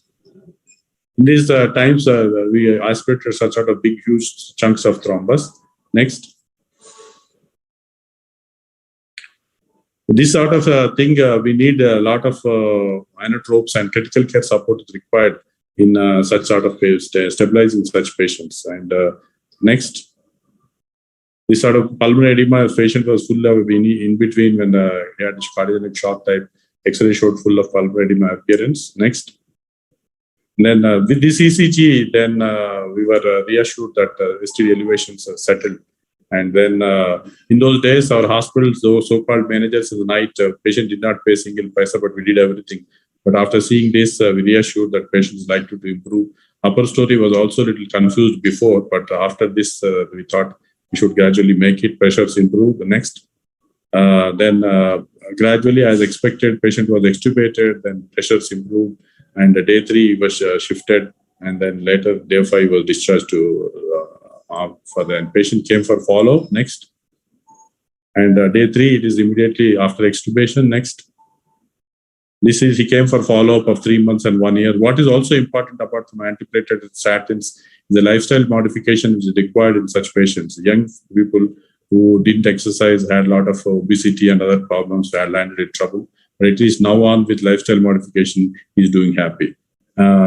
This is about the first patient which we faced before, had cardiac arrest and resuscitated and improved. And the next case, next slide. This is another recent case. This is actually 14th August. Incidentally, he's also 31-year-old male smoker, and as India is progressing, there are a lot of things happening. Some other drugs, other history is also there in young patients, and he had trouble. And then when he was also exercising a lot in the gym, and then after that in the night, 10 o'clock, he had discomfort. Then that's how he came to the hospital. When initial ECG showed some STD changes, confirmed by echo, and then gradually, next, can you show the ECG? Next slide. That was the ST elevations which are coming in V4 to V6 and lead 1 AVL gradually. And then emergency initially thought patient is settling, and the troponin also came positive. Then started with antiplatelet statins and heparin infusion. Then patient's pain settled a little. But in view of increasing troponins with young patient, though ECG settled, we thought we would check his angiogram. And next day, angiogram was done. Right is all right. Next. This is the left appearance. If you observe it carefully, the proximal LAD has a full thrombotic burden, and the filling defects which you see in the apical view are filled with thrombus. Then the dilemma always remains whether to do everything immediately or to do stabilize with heparin and other infusions, antiplatelet for some time, and take the patient up for the procedure later. Next, because young patient, we thought we could, patient is pain-free also, we thought we would give some tirofiban, low molecular heparin, and then we would reassess him, get him after 48 hours. ECG was very encouraging, ST elevation settled. Next. Then when you took up this patient again for an angio after 48 hours, still the thrombus burden is persisting. Then if you see it again, click on the right thing, thrombus was still persisting, and then this time we thought nowadays we have a lot of data coming up with OCT imaging showing that probably if a patient has a plaque and plaque rupture, he would benefit by doing a stenting. That's what we plan to do in this patient. Next slide. This is OCT appearance. For sake of time, I think I will show you the freezed pictures. Next slide. I've freezed pictures here. On the left is the normal artery, where the thin endothelium and the cell layers are all normal. Then in between, what you see in the central portion is a thrombotic burden, thrombus projecting and seeing like that. And then on the right picture, if you see, that's the thickness of the endothelium becomes more, and the plaque is also demonstrated, and the plaque ruptures, and then the thrombus forms. Next slide. So that's how then we decided that probably because of plaque rupture being there and is not just alone thrombosis, we decided to stent this patient. And because of the vessel was quite big, we selected 4.5 to 30 size stent and implanted. And the other precaution, what we just want to advise here is take appropriate size stent and don't go up too high pressures, because again, that could lead to thrombosis and sometimes slow flows happening more. So optimal nominal inflation without inflating too much. And then we were also concerned about whether slow flow could happen because of thrombotic burden. We were also giving nitroglycerin and nicorandil. Next slide. But fortunately, because it was pre-treated and then probably a bit of luck on both an operator and patient's part, then artery got established very well, flow improved. And once the flow gets established, then next, patients become totally stable. And that's the appearance finally. It was looking quite a normal artery. Then this post also, we would like to image and see how the stent expansion, how the thrombus has settled inside. We were doing a OCT run post-stenting again. Next. This is the epiclinical view of LAD, good flow. Next. ECG also settled, and then that's how that T inversions also started coming, showing a biphasic nature of the ECG establishing reperfusion. Next. This is a post PCI OCT done. Actually, ECG should have been kept after this. For sake of time, again, that central portion from 20 to 40 is what is 10. But for sake of time, I would again take you to the next picture. That is a freezed appearances. That is the stent struts are seen well expanded all across, opposed. In the center also it is the same. On the right side, that is a normal artery where it gradually goes into the left main, but little of thickening of endothelium is seen even in that right half. But stent's position was good and not much of thrombus inside. And that's how the result was quite good. As expected, patient improved dramatically. Next slide.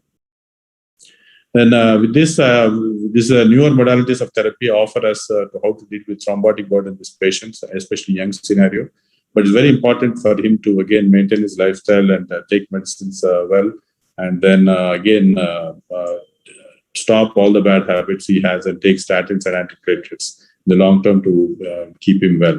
And I want to thank you all, and thanks for making this recently also successful. And congratulations to Emcure team for this Silver Jubilee celebration of no thrombosis. And thank you all once again.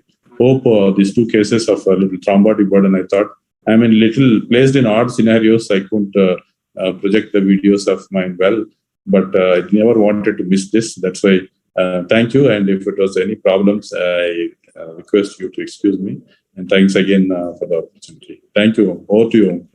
Thank you. Thank you very much, sir. You always being as a friend, philosopher, and guide to us. Thank you very much, sir, being a part of this session. Your comments and your deliberations have always made this program as a great success. I noted that I've received a lot of appreciation, but let me tell you, sir, and maybe all people, there are many people who are involved into the successful of this program. So I deeply appreciate the efforts of my colleagues at Emcure who made this program a successful. A big thanks to my colleague, Mr. Kuldeep Sharma, Prashant Agarwal, Omkar Shekdar, Mr. Praveen Joshi, Ravi Kesur, Dr. Neha Jain, Dr. Deep Dabade, Dr. Sanket Newale, and Aditi Atle. So all Emcure field staff across the country who really helped us to identify important cases and bring out that cases to this platform. I also thankful to our management, and most importantly, I also thanks Miss Vandana Narsingan. So she really helped us to coordinate with Hiremat sirs and to schedule the meetings and bring out some of the important meetings and organize this. Thank you to everyone, without which this program would have not been successful. At the same time, this program would have not been possible without our 66 faculty across the country. And these 66 faculties and their cases made this program a great success. So let's watch a small video to know the faculty and how know the faculty of no thrombosis over last 1 year. So can our team play a video, small video for all?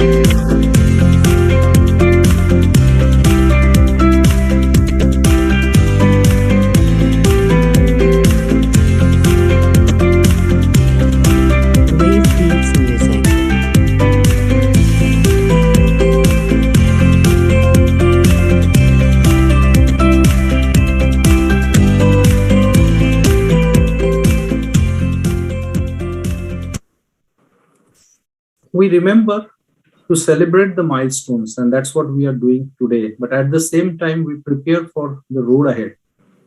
Therefore, with the middle of these celebrations of the milestones of Silver Jubilee, and the same time when we are preparing to road ahead, let's hear our course director, Dr. M.S. Hiremat sir, what he brings us for a way forward for coming no thrombosis sessions. Over to you, sir. I think, honestly, last 25 sessions, I attended each one of them, didn't miss out a single one. And I thought I learned a lot in these sessions. Every presenter, though far less experienced than what I am in their clinical practice, they chipped in with such beautiful cases. And all of us had some kind of running experience. So let me close some of my thoughts in this case. Like this case, she had a big brain tumor, and the overall heart bypass risk was considered very high. So we did one stent on the right and then a bifurcation stent at the left main diamond. And another fourth stent here in circumflex OIM. 8 days later, she went home on a Sunday, and that time Brilinta was just introduced in the market. So the resident doctor, who did not know what is Brilinta, he wrote, he thought I'd forgotten to write Plavix, and he wrote Plavix. And on the fourth day, the patient came with stent thrombosis in all these stents. You can see stent thrombosis here. So it was a huge effort getting the thrombus out, giving lots of dilators, lots of intracoronary clot-dissolving medications, and of course, taking great care of the microcirculation. So things have evolved. We have newer antiplatelets, stronger antiplatelets, intracoronary usage of different heparin group of medication, and also drugs like Congrelor, which I guess is going to come back soon in the Indian market. We have also seen these kind of changes like ultra high pressure balloons.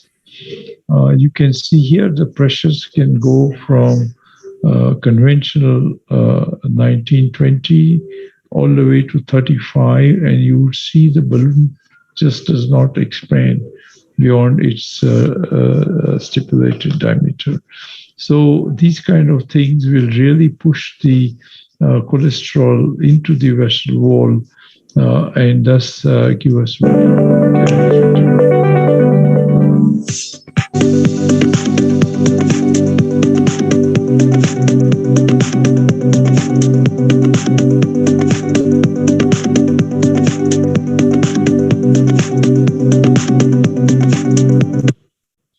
the rotablator and shockwave balloon are getting better relook and deeper penetration in various cath labs far off places.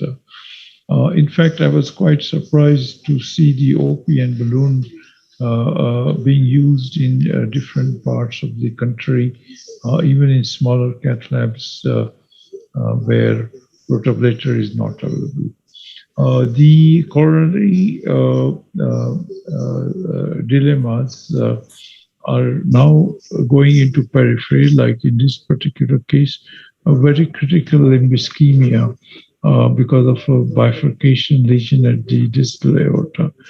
And with balloon, then local dilators, we were able to achieve this kind of stent placement, which was beautifully seen as this good procedure and procedure results. So the cardiologist has moved from heart to periphery and also to brain. This is a case which we did many years back with a distal protection device and a stent placed here and moving from pre-stenting to post-stenting results with a good future.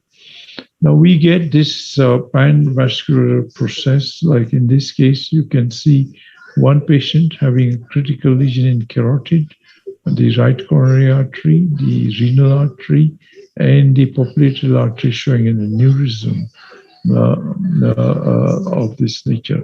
So vascular disease is never limited to heart. So when we talk of heart, we need to look at other systems too. And when we look at brain, we must look at heart too. So I would very strongly feel that always make an effort after doing a good angioplasty to give a very strong and effective therapy so that the LDL is down to something like less than 40 or maybe less than 25.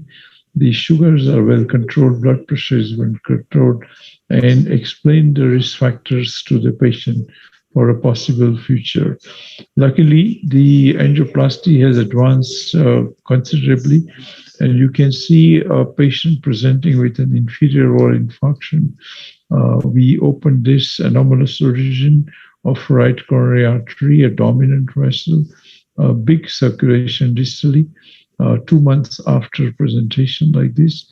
Then we had a stent at the left main distality and going towards LAD. Then right subclavian, left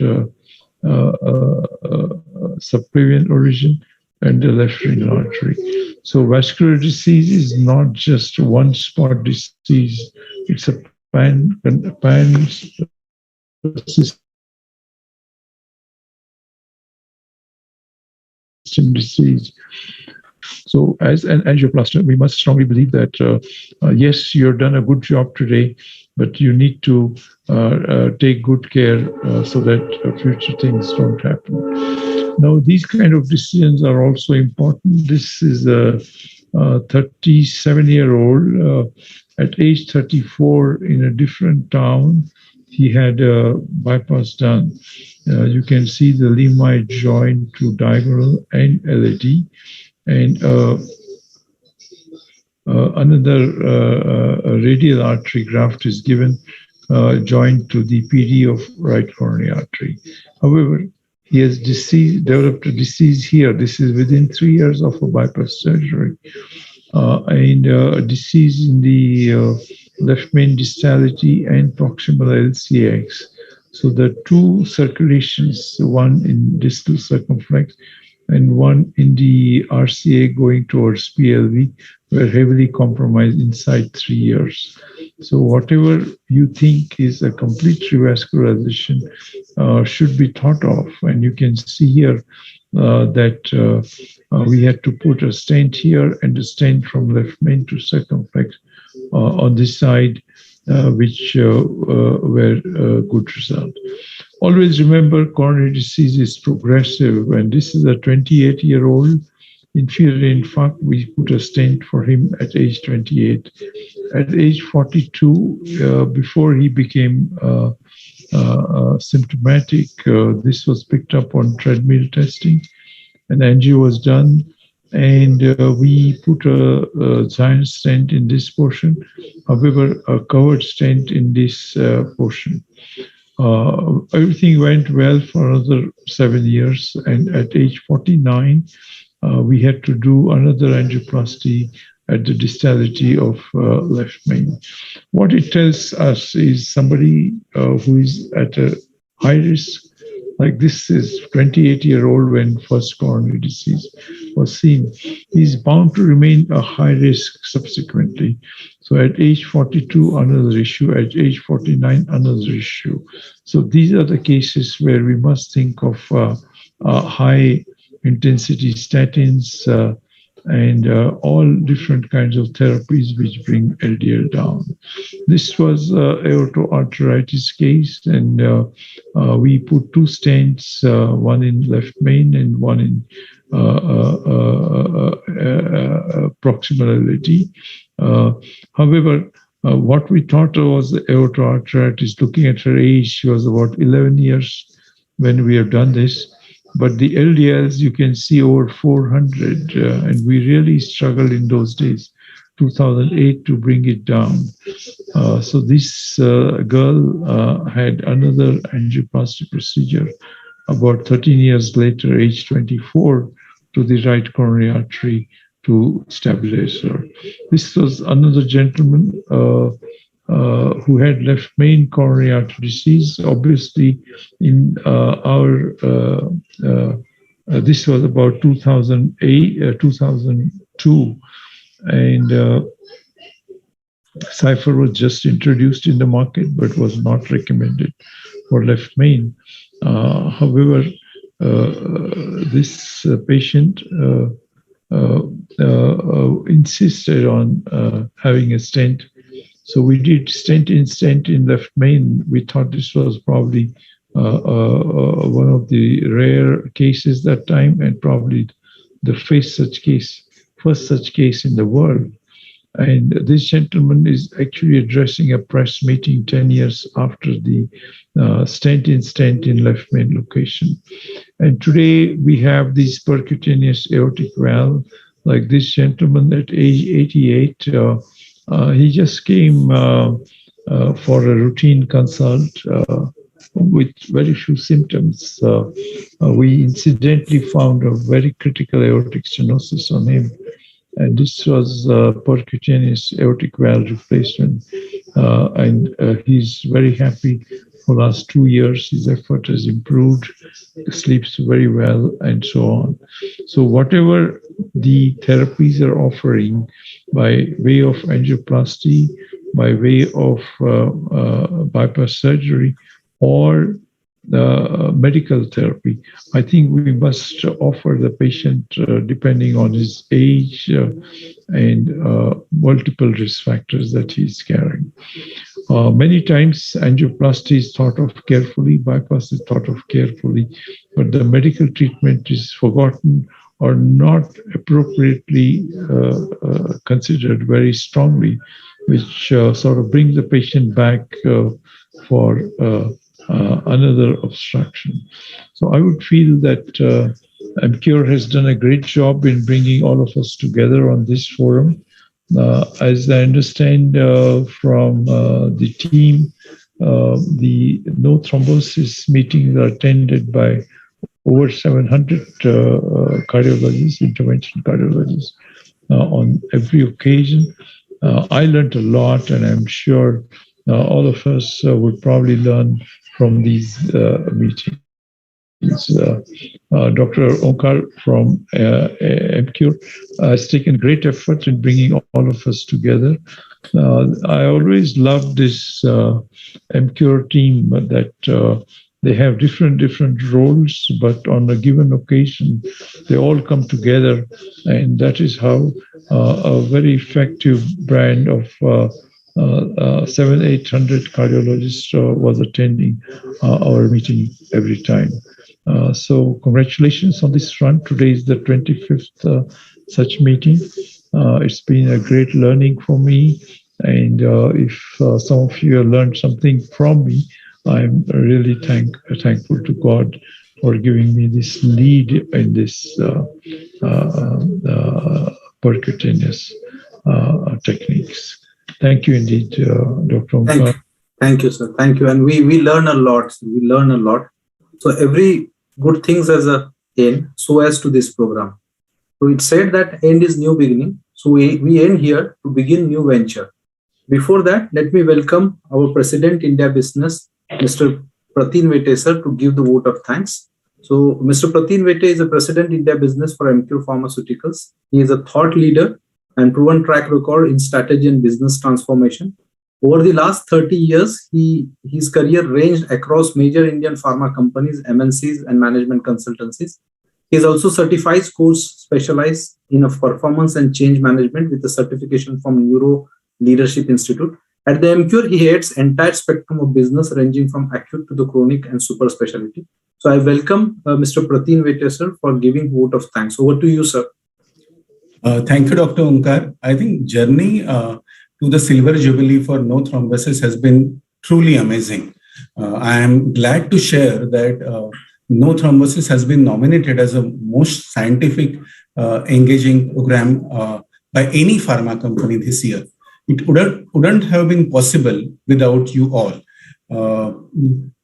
I think this would not have been possible without constant support of Dr.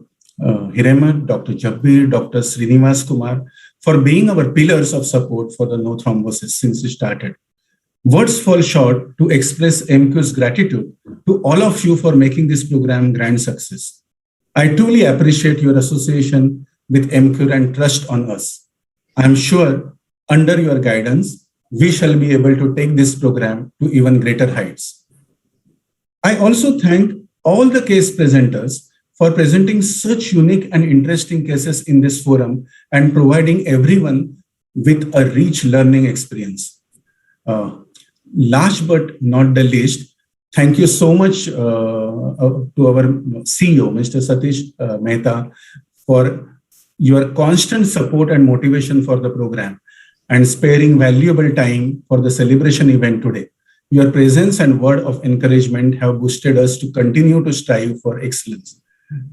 Thank you so much. So with this, I officially declare that this program is end. So we will catch up in another time. We will come up with a new plan, with the new dates, and we'll communicate shortly. We'll stop a while over here. Good night and have a nice time ahead.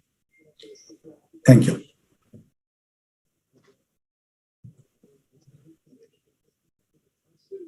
RX event, stop live streaming. Recording stopped. Thank you, sir. We are stopping now this program. I can't believe it went on till 10:30. We've been doing this every time. You guys are, I mean, salute to your passion and salute to your level of commitment. So when in the morning I tell my wife today is a program with Hiremat sir, so she understands that she has to cook early and I have to dinner early before 7 o'clock. No, but seriously, hats off